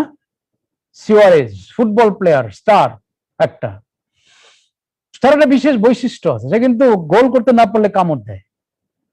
ওকে, তো এই লোকটা মনে করো বাংলাদেশে এসেছে, হঠাৎ করে তার শরীর খারাপ লাগছে, তোমার কাছে এসছে তার ব্লাড প্রেশার চেক করতে। তুমি 3 জন ডাক্তারকে নিয়োগ দিলা, জুনিয়র ডাক্তার 3 জনকে বললা যে এই লোকটার ব্লাড প্রেশার মেজার করেন, শর্ত দিলা প্রত্যেকে 3 বার করে মেজার করবা। ধরে নাও এই লোকটার সত্যি সত্যি ব্লাড প্রেশার 130 মিলিমিটার মার্কারি, সত্যি হলো 130। এবার 3 জন 3টা করে ডাটা তোমার কাছে নিয়ে হাজির হয়েছে। প্রথম জন বলল আমি তো 3 বারই মেজার করলাম, প্রথমবার পাইলাম 98, পরের বার 99, তারপরে আবার 100 পেয়ে গেলাম। দ্বিতীয় জন তোমাকে বলল আমি প্রথমবার পেয়েছি 129, পরের বার 130, তারপরের বার 132। তৃতীয় জন বলল আমি প্রথমবার পেয়েছি 98, পরের বার 129, তারপরের বার 160। 3 সেট ডাটা তোমার কাছে চলে আসলো। সত্য কিন্তু 130, ফ্যাক্ট কিন্তু 130। এখন এই 130 সত্যটাকে খুঁজতে গিয়ে আমি 3 সেট ডাটা পেয়ে গেছি। তাকাও, প্রথম ডাটা সেটটাকে আমি কি বললাম? Not valid but reliable. দ্বিতীয় ডাটা সেটকে কি বললাম? Valid and reliable. তৃতীয় ডাটা সেটকে কি বললাম? Not valid, not reliable, not valid, not reliable. এইবার তুমি একটু চিন্তা করো, আমি প্রথম ডাটা সেটটাকে কেন বললাম নট ভ্যালিড বাট রিলায়েবল? এটাকে ভ্যালিড না, এই জন্য এই প্রথম ডাটা সেটের কোন একটা ডাটা তোমার সত্যের কাছাকাছিও না। ফ্যাক্ট হলো 130, 130-র ধারে কাছেও নাই তারা, এই জন্য তারা কিন্তু ভ্যালিড ডাটা নয়। বাট দে আর রিলায়েবল, এই জন্য এই 3টা ডাটার মধ্যে মিল আছে, এই 3টা ডাটা একে অপরের কাছাকাছি, এই জন্য আমি বলছি রিলায়েবল ডেটা, কিন্তু ভ্যালিড না। দ্বিতীয় ডাটা সেটকে বললাম ভ্যালিড এবং রিলায়েবল। কেন রিলায়েবল বললাম? কারণ এই 3টা ডাটা 129, 130, 132, এই 3টা ডাটা কিন্তু পরস্পরের কাছাকাছি এবং তারা সত্যের কাছাকাছি, 130-এর কাছাকাছি, সুতরাং তারা ভ্যালিড এবং রিলায়েবল। থার্ড ডাটা সেট নিজেরাও কাছাকাছি নয়, আবার এরা সত্যেরও কাছাকাছি নয়, এই জন্য not valid, not reliable. So this is the concept of valid data এবং রিলায়েবল ডাটা। তাহলে কোনটাকে ভ্যালিড ডাটা বলবা? যে ডাটাটা তোমার সত্যের কাছাকাছি। কোনটাকে রিলায়েবল ডাটা বলবা? যে ডাটাগুলো পরস্পরের কাছাকাছি, পরস্পরের কাছাকাছি, ডাটাগুলোর মধ্যে কোনো দূরত্ব নাই, এই ডাটাগুলো রিলায়েবল। তবে সেই রিলায়েবল ডাটাটা ভ্যালিড হইতেও পারে, আবার ভ্যালিড নাও হতে পারে। যেমন তোমার সেকেন্ড ডাটা সেটটা reliable at the same time valid, প্রথম ডাটা সেটটা রিলায়েবল কিন্তু ভ্যালিড না। তাহলে আমার এই এক্সাম্পল থেকে একটা কথা কিন্তু পরিষ্কার, আর সেই কথাটা হলো যদি কোনো ডাটাকে ভ্যালিড হইতে হয় তাহলে তাকে আগে অবশ্যই রিলায়েবল হইতে হবে। এই যে দেখো সেকেন্ড ডাটা সেটটা, সে কিন্তু valid, at the same time say reliable. সুতরাং তোমার প্রতি আমার মেসেজটা হলো তিনটা মেসেজ। এক, ভ্যালিড ডাটা মানে হলো data close to the fact. Reliable data মানে হলো data which are very close to each other. দুইটা মেসেজ দিলাম। 3 নম্বর মেসেজ হলো a data to be valid must be reliable. Reliable না হয়ে একটা ডাটা ভ্যালিড হতে পারবে না। তবে সব রিলায়েবল ডেটা কিন্তু ভ্যালিড নয়, এটাও ঠিক কথা। তাহলে এই হলো তোমার ভ্যালিডিটির আরেক নাম কিন্তু অ্যাকিউরেসি। তাহলে data close to the fact, that is our validity or accuracy. Reliability আরেক নাম প্রেসিশন, মানে data identical on repeated measurement. বারবার করলাম একই রকম পাইলাম, এইটা হলো আমার রিলায়েবল ডাটা বা প্রেসিশন আছে। এগুলো কিন্তু তোমার পরীক্ষায় প্রশ্ন চলে আসতে পারে। এটা ডাটা সেট দিয়ে তোমাকে বললো যে whether this data is reliable or not, বলে দিতে পারে। তাহলে দেখো, যে ডাটাটা রিলায়েবল সেই ডাটাটা ভ্যালিড হতে পারে, আবার ভ্যালিড নাও হতে পারে। এবার তুমি কি করবা রিসার্চে? তুমি তোমার কি বলে স্যাম্পল থেকে ডাটা কালেকশন করবা। তুমি তোমার স্যাম্পল থেকে যে ডাটাটা কালেক্ট করলা, যদি তুমি দেখতে পাও তোমার ডাটাটা রিলায়েবল মানে ডাটাগুলোর মধ্যে মিল আছে, তাহলে তুমি বলবা যে আমার ডাটাটা ভ্যালিড হওয়ার একটা সম্ভাবনা আছে। আমি বলছি না ভ্যালিড হবেই, because all reliable data are not valid, কিন্তু এইটুকু তো বলতে পারবো যে আমার ডাটাটা রিলায়েবল ডাটা পেয়েছি, সুতরাং আমার ডাটাটা ভ্যালিড হইতেও পারে। এইটুকু তো বলতে পারবা, এনাফ। এইটুকুই আমরা চাই। এবার আসো, স্টাডি ডিজাইনের সাথে রিলেটেড একটা শব্দ হলো টেম্পোরালিটি বা টেম্পোরাল রিলেশন। মানেটা কি? The relationship, sequential relationship between exposure and outcome.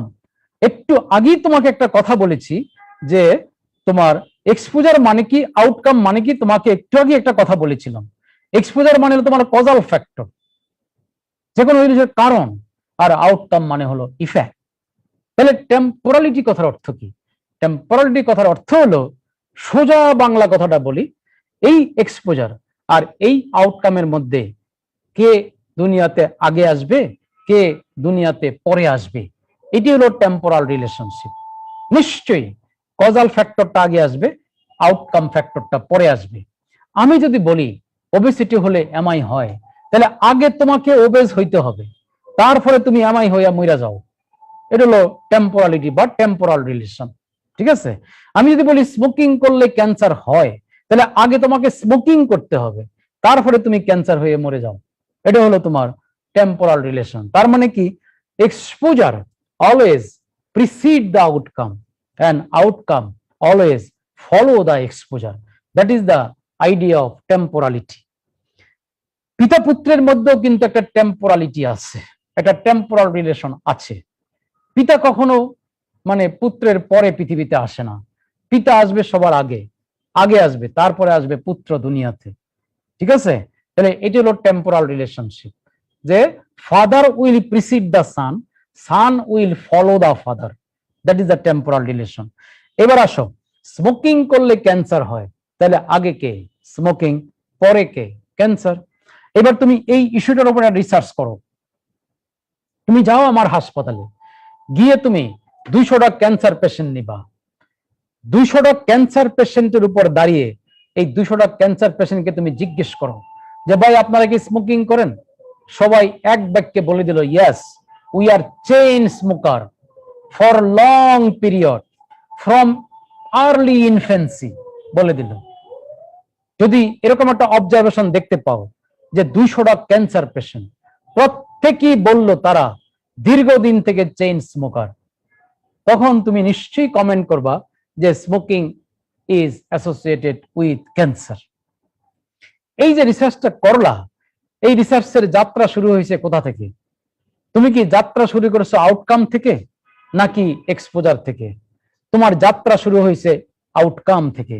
মানে তুমি ক্যান্সার পেশেন্ট নিয়েছো, মানে তুমি ক্যান্সারের উপর দাঁড়িয়েছো, মানে তুমি আউটকামের উপর দাঁড়িয়েছো।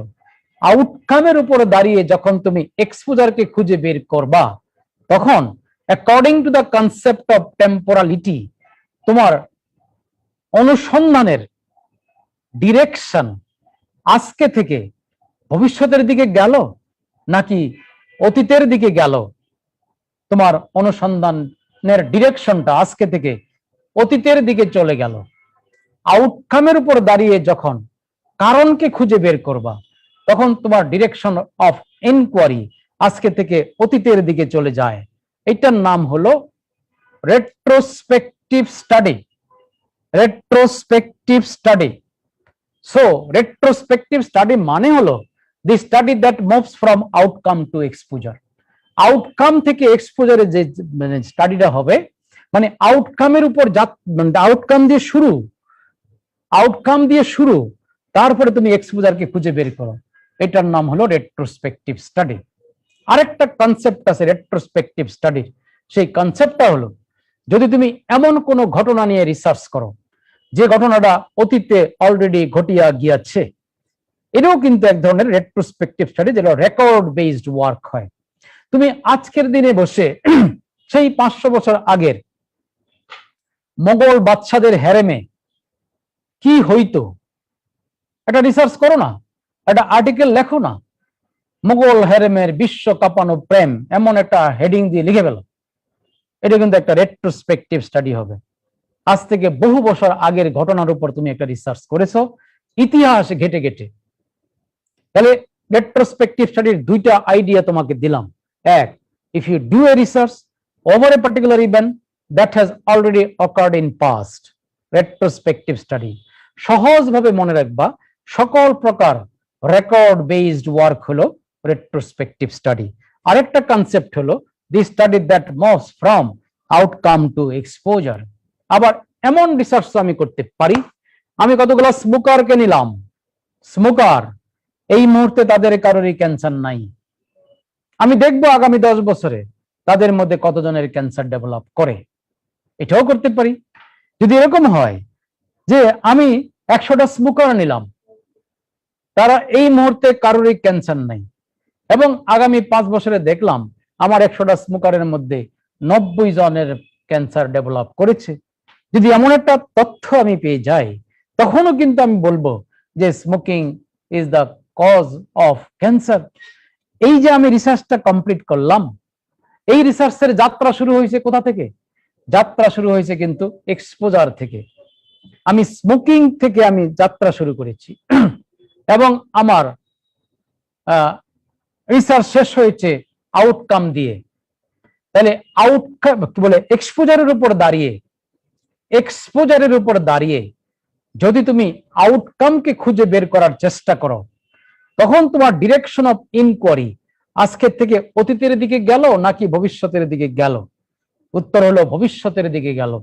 নাম দিবা প্রসপেকটিভ স্টাডি। তাহলে প্রসপেকটিভ স্টাডির কনসেপ্টটা কি দাঁড়াইলো? The study moves from exposure to outcome. তাহলে সোজা দুইটা কথা মনে রাখবা।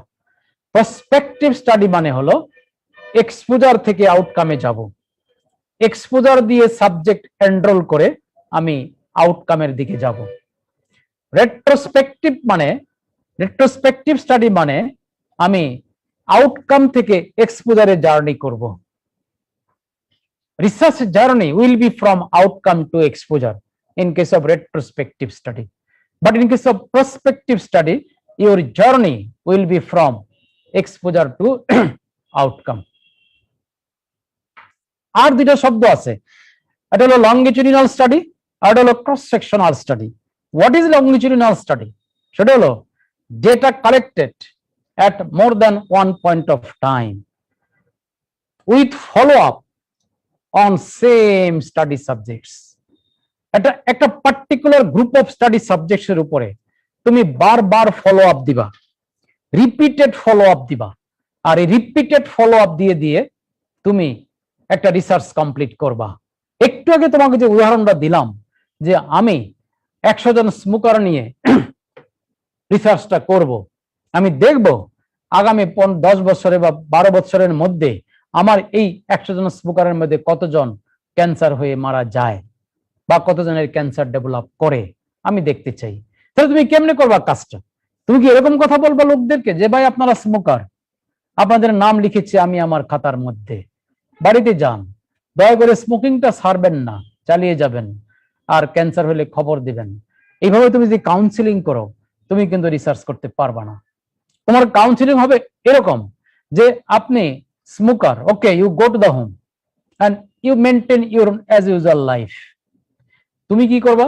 তোমার নিজের ইন্টারেস্টে তার কাছে 6 মাস পর পর যাবা, গিয়ে দেখবা দুইটা জিনিস, এক, সে এখনো কি স্মোকিং এর মধ্যে আছে নাকি নাই, না থাকলে তাকে জোর করতে পারবে না। আরেকটা জিনিস দেখবা, তার সকল প্রকার পরীক্ষা নিরীক্ষা করে দেখবা তার শরীরে কোথাও কোনো ক্যান্সার ডেভেলপ করছে কি না। তাহলে তুমি তোমার নিজের ইন্টারেস্টে এই 100 জন স্মোকারের কাছে প্রতি 6 মাস পর পর যাচ্ছ, রিপিটেড ফলো আপ দিচ্ছ, বারবার ডাটা কালেকশন করছো, এইটাই কিন্তু লংগিচুডিনাল স্টাডি। আর এই লংগিচুডিনাল স্টাডির রিপিটেড ফলো আপটা যদি আজকে থেকে ভবিষ্যতের দিকে দাও, তাহলে লংগিচুডিনাল অ্যাজ ওয়েল অ্যাজ প্রসপেক্টিভ। আর যদি আজকে থেকে অতীতের দিকে দাও, তাহলে এটা হবে লংগিচুডিনাল বাট রেট্রোস্পেক্টিভ। এটা লংগিচুডিনাল রেট্রোস্পেক্টিভ স্টাডির উদাহরণ দেই তোমাকে। তোমাকে বলা হইলো তুমি আমার ঢাকা মেডিকেল কলেজে চাকরি করো, তোমাকে আমি বললাম যে ঢাকা মেডিকেল কলেজের বিগত 10 বছরের মর্টালিটি রেট আমাকে বের করে দিবা by doing a record based work. তাহলে তোমার এখানে স্টাডির সাবজেক্টস করা হবে হসপিটাল রেকর্ডস।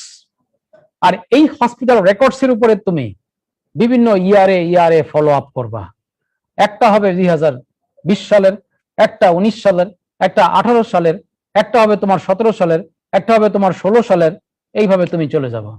তাহলে এটাও কিন্তু একটা repeated data collection over a particular study subjects, record based work, যেগুলো record based work, longitudinal but retrospective. তবে মনে রাখবা, লংগিচুডিনাল স্টাডি যদিও প্রসপেক্টিভ হতে পারে আবার রেট্রোস্পেক্টিভ হতে পারে, but in most of the cases longitudinal study is the prospective.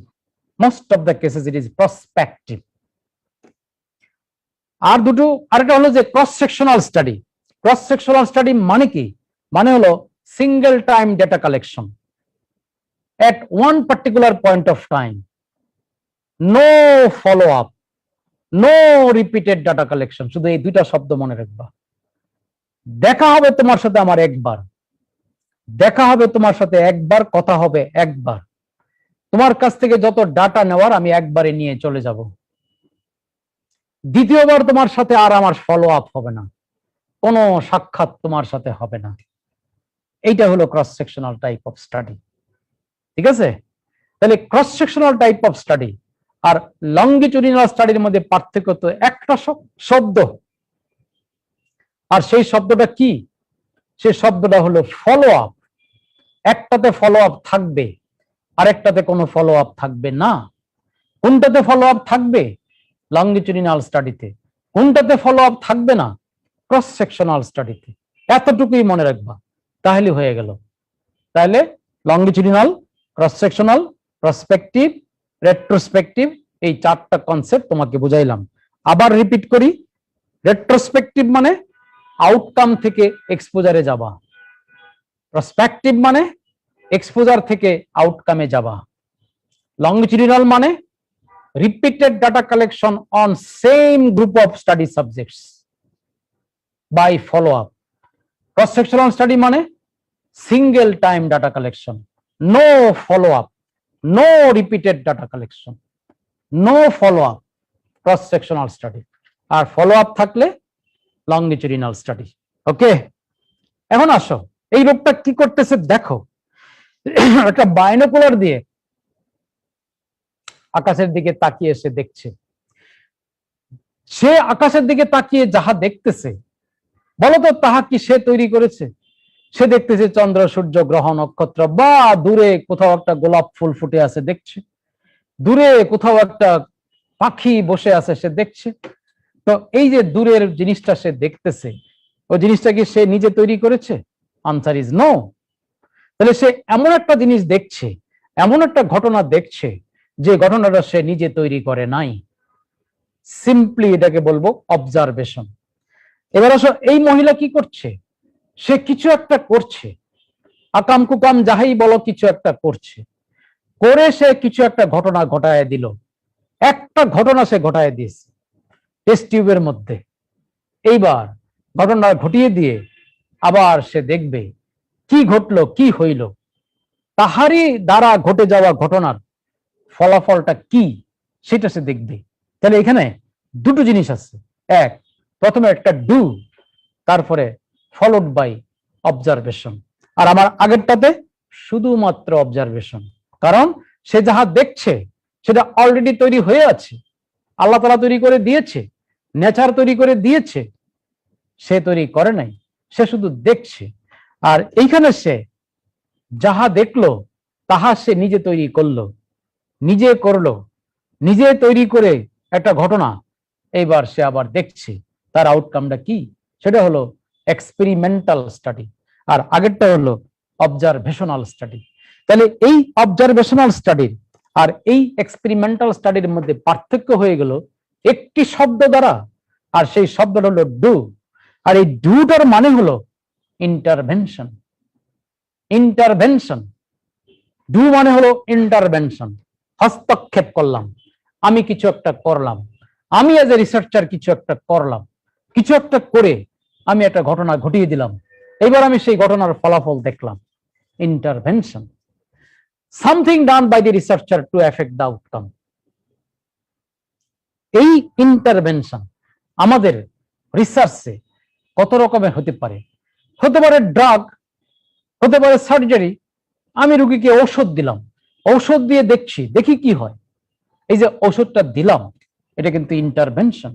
এবার আমি দেখবো রুগীটা কি অজ্ঞান হয় নাকি মরে যায়। দিলাম একটা ঔষধ, মনে করো দিলাম মরফিন ইনজেকশন, ইন্টারভেনশন। দেখি এবার বেটার শ্বাস মানে রেসপিরেটরি সিস্টেমের কন্ডিশন কি দাঁড়ায়, তাই না?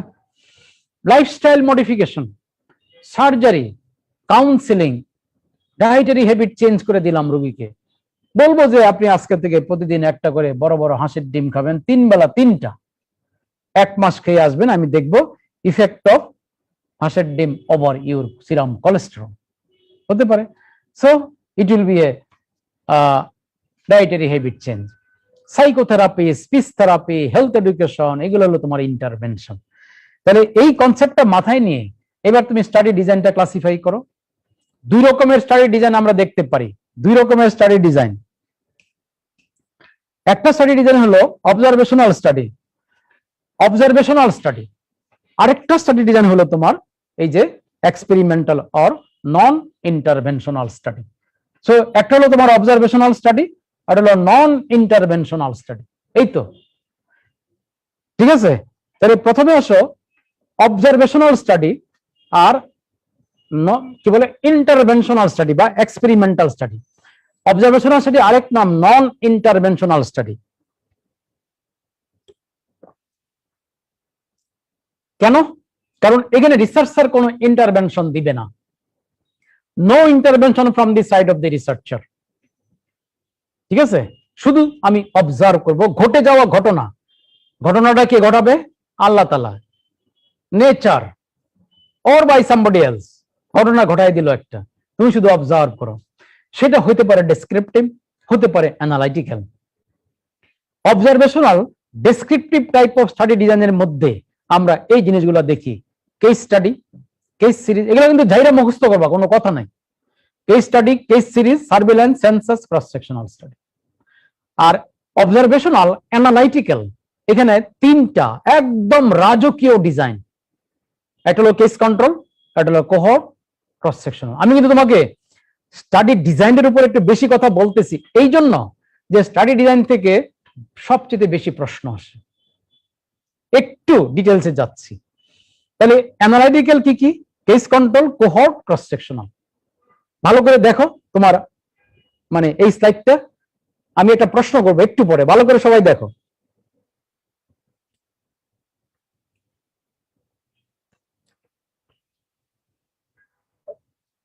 বলো এবার কে কতটুকু দেখছো, আমি দেখি। দেখো এমন একটা স্টাডি ডিজাইনের নাম বলো অবজারভেশনাল স্টাডিতে, যে স্টাডি ডিজাইনটা ডেসক্রিপটিভও হতে পারে আবার অ্যানালাইটিক্যালও হতে পারে। এটা হলো Cross sectional cross sectional study could be descriptive, could B analytical. এটা ডিপেন্ড করবে আমার উপরে, আমি কি চাই আমার উপর ডিপেন্ড করবে এটা। এবার আসো এক্সপেরিমেন্টাল স্টাডি বা ইন্টারভেনশনাল স্টাডি। তার আন্ডারে ক্লিনিক্যাল ট্রায়াল বলতে পারো, আরসিটি বলতে পারো। আরসিটি মানে randomised control trial, RCT clinical trial.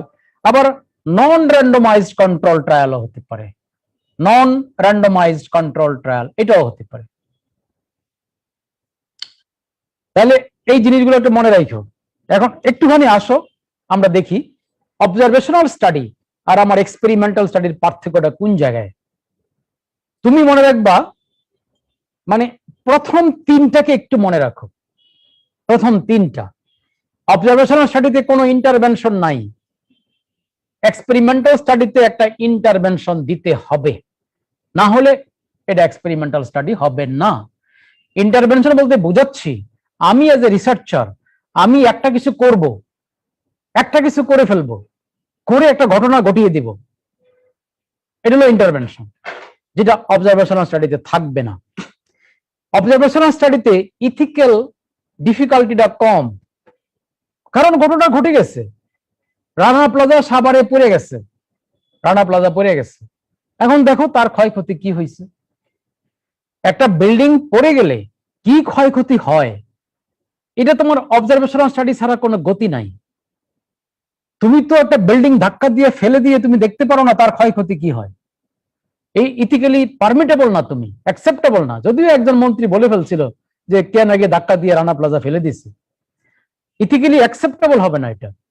সুতরাং অবজারভেশনাল স্টাডিতে মনে রাখবা ইথিক্যাল কনস্ট্রেন্টটা কম, কিন্তু এক্সপেরিমেন্টাল স্টাডিতে ইথিক্যাল কনস্ট্রেন্ট খুবই হাই। তুমি একটা ড্রাগ দিবা রোগীকে, দিয়ে দেখবা কি করবা, কি হয় তার ফলাফল, এখানে কিন্তু সিরিয়াস ইথিক্যাল ইস্যু আছে। কিন্তু একই ড্রাগ মনে করো মানুষের মুড়ির মতো খাইতেছে, কেন তুমি এবার করোনার মধ্যে দেখো নাই, এই কোভিড সিচুয়েশনে দেখো নাই রেমডেসিভিয়ার কি নামে জানি পাওয়া যায় তো না, রেমডেসিভিয়ার না কি যেন একটা দাও, আইবারমেকটিন মানুষে মুড়ির মতো খাইছে।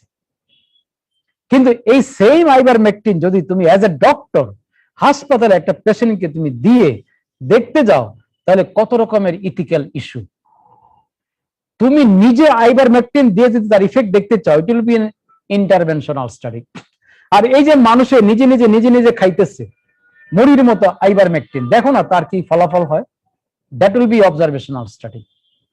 কারণ তুমি তাকে বলো নাই যে ভাই তুমি আইবারমেকটিন খাও, আমি তাকে বলি নাই, কিন্তু হে তার স্বপ্নে দেখছে, স্বপ্নে পাইছে চিকিৎসা, নিজে নিজে খাইতেছে। আমি কিছু করি না, আমি কিছু বলি না, আমি বলিও নাই তাকে তুমি আইবারমেকটিন খাও। সুতরাং এটা কিন্তু অবজারভেশনাল স্টাডি।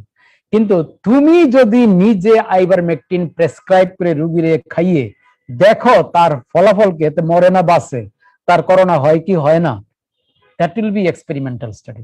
আর এইটা করতে গেলে তোমার ইথিক্যাল অনেক বাইন্ডিংস চলে আসবে, কাজে এই কথাটা মনে রাখো। আর 3 নম্বর, অবজারভেশনাল স্টাডিতে বায়াস বেশি, এক্সপেরিমেন্টাল স্টাডিতে বায়াস কম। অবজারভেশনাল স্টাডিতে মানে কজ ইফেক্ট রিলেশনশিপ আছে, এই কথাটা বলার স্ট্রেংথ কিন্তু কম, কিন্তু এক্সপেরিমেন্টাল স্টাডিতে কজাল ইনফারেন্স বা এভিডেন্স অফ কজ এটা খুব শক্তিশালী। তো তুমি সব মনে রাখার দরকার নাই, তুমি প্রথম 3টা মনে রাখো, প্রশ্ন আসলে এখান থেকে আসবে যে অবজারভেশনাল স্টাডিতে একটা ইন্টারভেনশন থাকবে না, এক্সপেরিমেন্টাল স্টাডিতে ইন্টারভেনশন থাকবে। অবজারভেশনাল স্টাডিতে ইথিক্যাল প্রবলেম কম, এক্সপেরিমেন্টাল স্টাডিতে ইথিক্যাল প্রবলেম বেশি। অবজারভেশনাল স্টাডিতে বায়াস বেশি, আর এক্সপেরিমেন্টাল স্টাডিতে বায়াসটা একটু কম। এতটুকুই মনে রাখো, আর দরকার নেই। তো আমরা বোধহয় আজকে আর কি আগাবো স্টাডি ডিজাইনটা নিয়ে। আমরা আমি ব্যক্তিগতভাবে আজকে আর আগাতে চাচ্ছি না। এখন সামনে যে আরো কিছু কথাবার্তা আছে এগুলো একটু ডিটেলস বলতে হবে। আমি মনে হয় এটা তুমি আগামীকাল আলোচনা করলে বেটার হবে আর কি। তো আজকে আমাদের হাতে আর 15 মিনিট সময় আছে। এই 15 মিনিটে এখন তোমাদের কাছ থেকে কোনো প্রশ্ন আমি শুনতে চাই। যদিও আমরা 3rd ডেতে তোমাদের প্রশ্ন সবচেয়ে বেশি নিব, তোমাদের কোশ্চেন গুলো আলোচনা করব। নিশ্চয়ই এতদিনে তোমরা জেনে গেছো বা কালেকশন করেছো যে কি রকম প্রশ্ন বেশি বেশি আসে, সেই প্রশ্নগুলা তোমাদের কাছ থেকে ইনভাইট করব এবং সেগুলো নিয়ে আলোচনা করব থার্ড ডেতে। সেই সাথে আমি আমার সাইড থেকেও কিছু প্রশ্ন তোমাকে থ্রো করব, যে প্রশ্নগুলো তোমার সাথে আলোচনা করব।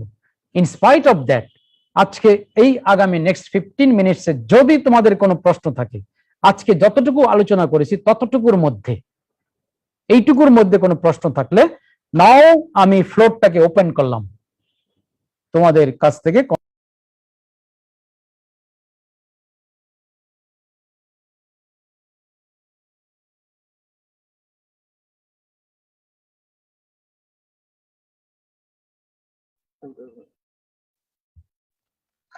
আপনাদের যারা কোশ্চেন করতে চান মিউট করে স্যারকে কোশ্চেন করুন, আর সরি আনমিউট করে স্যারকে কোশ্চেন করুন।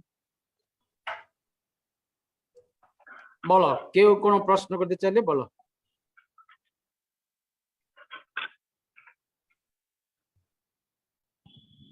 স্যার আসসালামু আলাইকুম।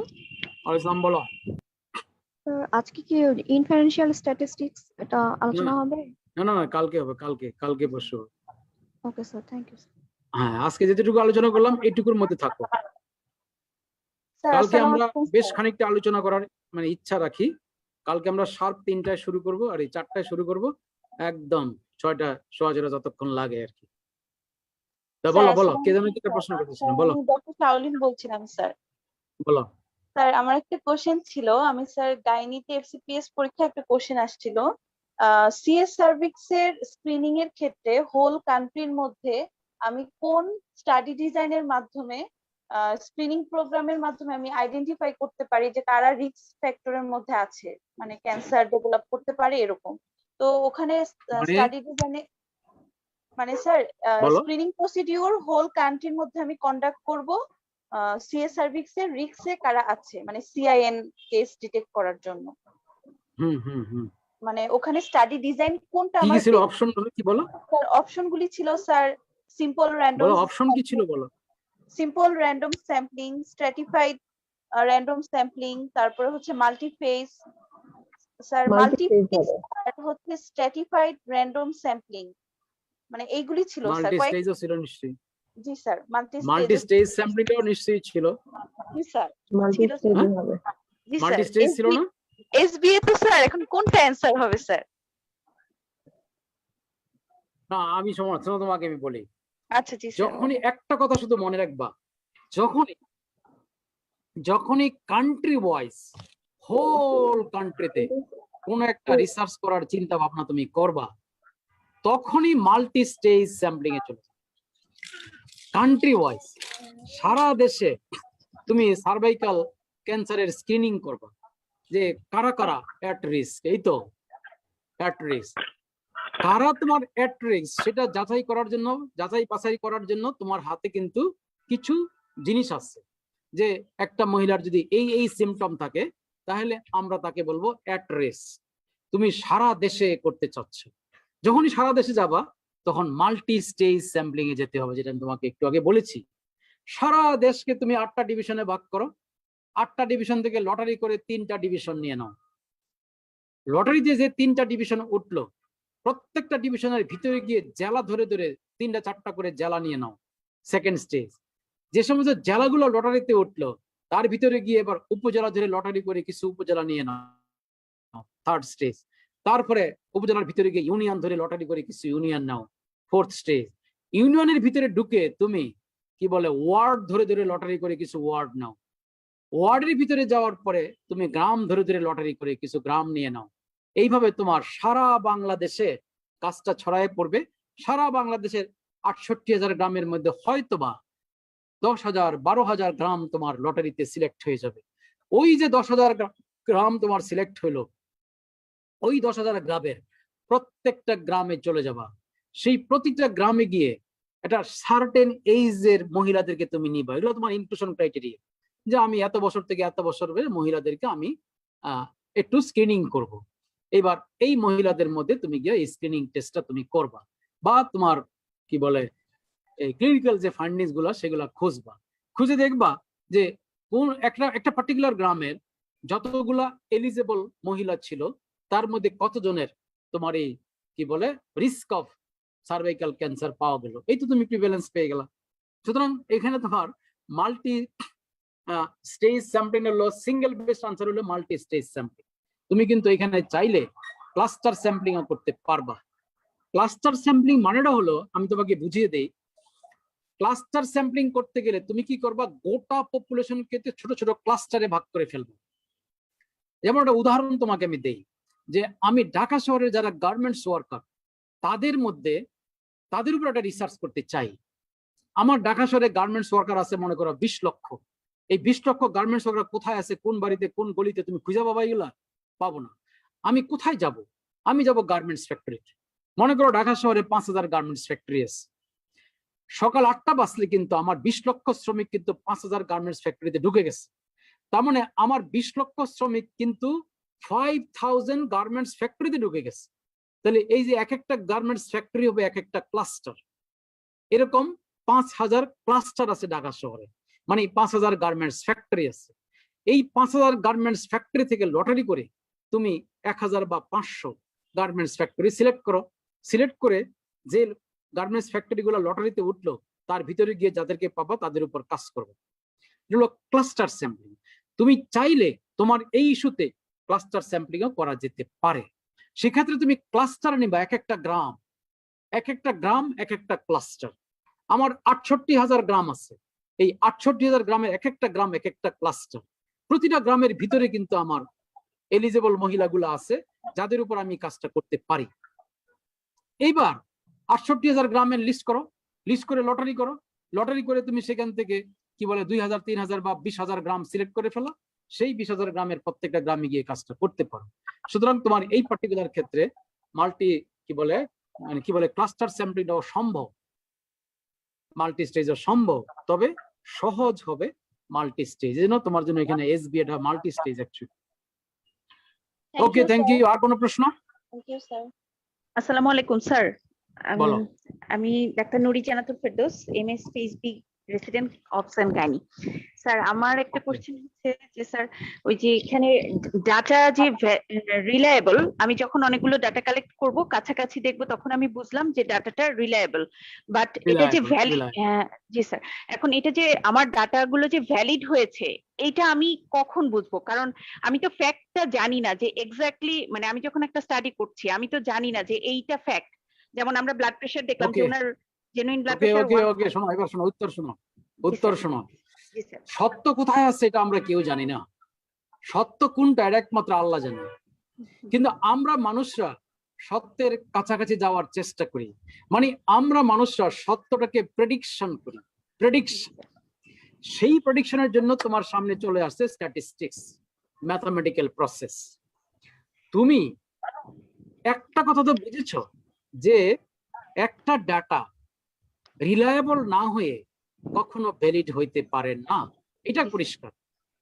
তুমি যে ডাটাটা কালেক্ট করলা তোমার স্যাম্পল থেকে, তুমি সেই ডাটাটা দিকে তাকাও, তাকিয়ে দেখলা যে তোমার ডাটাটা রিলায়েবল, মানে ডাটাগুলো খুবই কাছাকাছি।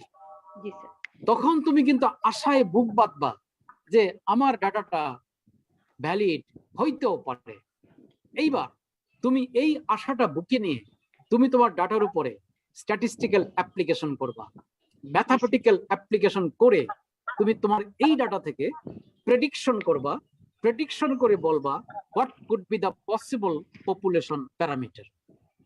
এখানে তোমার সাহসটা কোথায়? তোমার সাহসটা হলো যে আমি যে ডাটাটা পেয়েছি আমার স্যাম্পল থেকে একদম সরাসরি আমার হাতে আছে, সেই ডাটাটা রিলায়েবল, অতএব আমার এই ডাটাটা ভ্যালিড হওয়ার একটা সম্ভাবনা আছে। সেই সম্ভাবনাটা কতটুকু, প্রেডিকশনটা কতটুকু, এইটা আমি স্ট্যাটিস্টিক্যাল প্রসেস দিয়ে বের করে ফাইনালি বলবো যে this could be the probable population parameter. যখন তুমি দেখবা তোমার স্যাম্পল থেকে কালেক্টেড ডাটাটা রিলায়েবল না, তুমি শুরুতেই বাদ দিয়ে দিবা, একদম অফ হয়ে যাবে। আর রিসার্চকে নিয়ে সামনে যাওয়ার কোনো মানেই হয়, কারণ যে ডাটাটা রিলায়েবল না, ক্লিয়ার, এইটা কখনো ভ্যালিড হতে পারে না। সুতরাং এই ডাটা নিয়ে তুমি সামনে আগাইবাই না, বরঞ্চ তুমি দেখবা তোমার ডিজাইনে কোনো ত্রুটি আছে কিনা, তোমার ডাটা কালেকশন মেথডে কোনো ত্রুটি আছে কিনা। আমার স্যাম্পল ডাটাগুলো কেন রিলায়েবল না, কোথাও কোনো ত্রুটি আছে কিনা দেখতে হবে। ঠিক আছে, জি Okay. Thank you sir. আসসালাম। Next.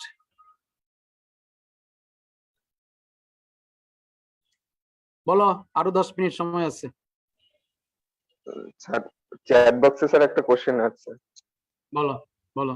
How cross sectional study is both descriptive and analytical? Okay, cross sectional study could be descriptive, could be analytical. Okay, আচ্ছা মনে করো, তোমাকে একটা একদম ভিভিড এক্সাম্পল দেই। মনে করো গত 1 মাস, ঠিক আছে, আমি আমার ঢাকা শহরে যতগুলো কোভিড ডেডিকেটেড হসপিটালে কোভিড রোগীদের চিকিৎসা হয়েছে আমি নিলাম ডাটা। ধরো তুমি বলতেছো যে গত 1 মাসে ঢাকা শহরে 5000 কোভিড পেশেন্টকে চিকিৎসা দেওয়া হয়েছে হাসপাতালে ভর্তি করে, 5000 মধ্যে আমার কি বলে 4000 ছিল মেল আর 1000 ছিল ফিমেল, বলে দিলাম। 4000 মেইলের মধ্যে আমার কি বলে 3000 সুস্থ হয়ে বাড়িতে চলে গেছে আর 1000 মৃত্যুবরণ করেছে। আর আমার যে এদিকে ফিমেল ছিল আমার 1000, সেই ফিমেলের মধ্যে 800 জন সুস্থ হয়ে বাড়িতে চলে গেছে আর 100 জন মারা গেছে।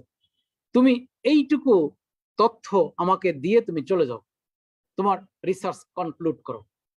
এটা হবে একটা descriptive, cross sectional descriptive type of research. এইবার তুমি যে আরেকটু অগ্রসর হও, অগ্রসর হয়ে বলো এইভাবে যে টোটাল মৃত্যু হয়েছে সে ফর এক্সাম্পল 1500, এবং এই 1500-র মধ্যে আমি দেখতে পাইলাম মেইল হইল 1000, ফিমেল হলো 500। এতটুকু পর্যন্ত তুমি থাকো, এটাও কিন্তু ডেসক্রিপটিভ। এবার তুমি এই যে মেইলের মধ্যে 1000 ডেথ হয়ে গেল, ফিমেলের যে 500 ডেথ হইল, তুমি কিন্তু গ্রস দৃষ্টিতে দেখতেছ যে মেইলের ক্ষেত্রে ডেথ অফ রেটটা বেশি ইন কম্পারিজন টু ফিমেল। এবার তুমি এর উপর একটা স্ট্যাটিস্টিক্যাল টেস্ট করো। স্ট্যাটিস্টিক্যাল টেস্ট করে তুমি প্রমাণ করার চেষ্টা করো যে there is significantly higher number of mortality in male comparison to female in case of COVID-19. এই যে স্ট্যাটিস্টিক্স অ্যাপ্লাই করে, ম্যাথামেটিক্স অ্যাপ্লাই করে তুমি সিগনিফিকেন্স টেস্টটা করলা, করার পরে তুমি যে বললা যে males are worst victim of the COVID-19 mortality death, তার মানে তুমি কি বলতে চাইছো? তুমি কি করলা? কি মেসেজটা দিলা? তোমার মেসেজটা হলো you are trying to associate the gender with the mortality in COVID-19 patient. এই যে তুমি কারণটা খুঁজে বের করে ফেলেছো যে সিগনিফিকেন্টলি হায়ার, মানে কোভিড এর মর্টালিটির সাথে জেন্ডারের একটা সম্পর্ক আছে। এই যে সিগনিফিকেন্টলি হায়ার বলে ফেলছো, এটার নামই হলো অ্যানালাইটিক্যাল টাইপ অফ স্টাডি। এরপরে যদি আরো অগ্রসর হইতে চাও তাহলে বলবা যে তাহলে দেখি তো কারণটা কি পিছনে, কেন মেলরা বেশি মানে ডেথ হচ্ছে। এটাও অ্যানালাইটিক্যাল স্টাডি। মোট কথা হলো তুমি জাস্ট পিকচারটা থ্রো করে চলে যাও, কোনো গ্রুপ বাই গ্রুপ কম্পারিজন করবে না, কারোর সাথে কারোর অ্যাসোসিয়েট করবে না। জেন্ডারের সাথে যদি তুমি ডেথের অ্যাসোসিয়েট করো আর যদি দেখতে পাও যে in case of male gender there is a higher number of death in comparison to female, তার মানে তুমি কি করছো? তুমি জেন্ডারকে অ্যাসোসিয়েট করছো উইথ মর্টালিটি, তখনই এটা অ্যানালাইটিক্যাল টাইপ অফ স্টাডি হয়ে যায়। Anybody else? স্যার চ্যাট বক্সে আরেকটা কোশ্চেন আছে, what is primary and secondary outcome variable? Okay, primary outcome variable আর সেকেন্ডারি আউটকাম ভেরিয়েবল সম্পর্কে একটা প্রশ্ন অনেকে বলে, এটা করে। যেমন ধরো তুমি দেখতে চাচ্ছ যে COVID-19 এর মর্টালিটি, তাহলে এটা তোমার প্রাইমারি আউটকাম, ঠিক আছে। এখন তার সাথে একটা সেকেন্ডারি আউটকাম জুড়ে দিতে পারো যে দেখি COVID-19 যারা আক্রান্ত হয় তাদের মধ্যে সাইকোলজিক্যাল ডিসঅর্ডার কতজনের হয়, সাইকিয়াট্রিক প্রবলেম কার কার হয়, ডিপ্রেশন কার কার হয়। বহু COVID-19 সার্ভাইভার কিন্তু এখন ডিপ্রেশনে ভুগছে, সার্ভাইভ করছে but they are in depression, কারণ তারা মৃত্যুকে এত কাছে থেকে দেখে এসছে যে তাদের মধ্যে কেমন একটা ডিপ্রেশন, ডিপ্রেসিভ ভাব হয়ে গেছে। বহু কোভিড-19 পেশেন্ট মৃত্যু থেকে ফিরে এসে আবার কিন্তু পুরা রিলিজিয়াস হয়ে গেছে, এটাও আছে। তো তোমার যদি একটা রিসার্চের প্রাইমারি গোলটা কি জানতে চাও, বলে যে আমি মর্টালিটি জানতে চাই, তাহলে এটা তো প্রাইমারি। এখন সেই সাথে আমি কোনো সাইড ইফেক্ট এটাও দেখবো, কোনো ডিপ্রেসিভ ইলনেস আছে কিনা সেটাও দেখলাম, সেটা তোমার সেকেন্ডারি আউটকাম হতে পারে। এটা তোমার উপর ডিপেন্ড করবে, তোমার নিজের উপর ডিপেন্ড করবে। নেক্সট,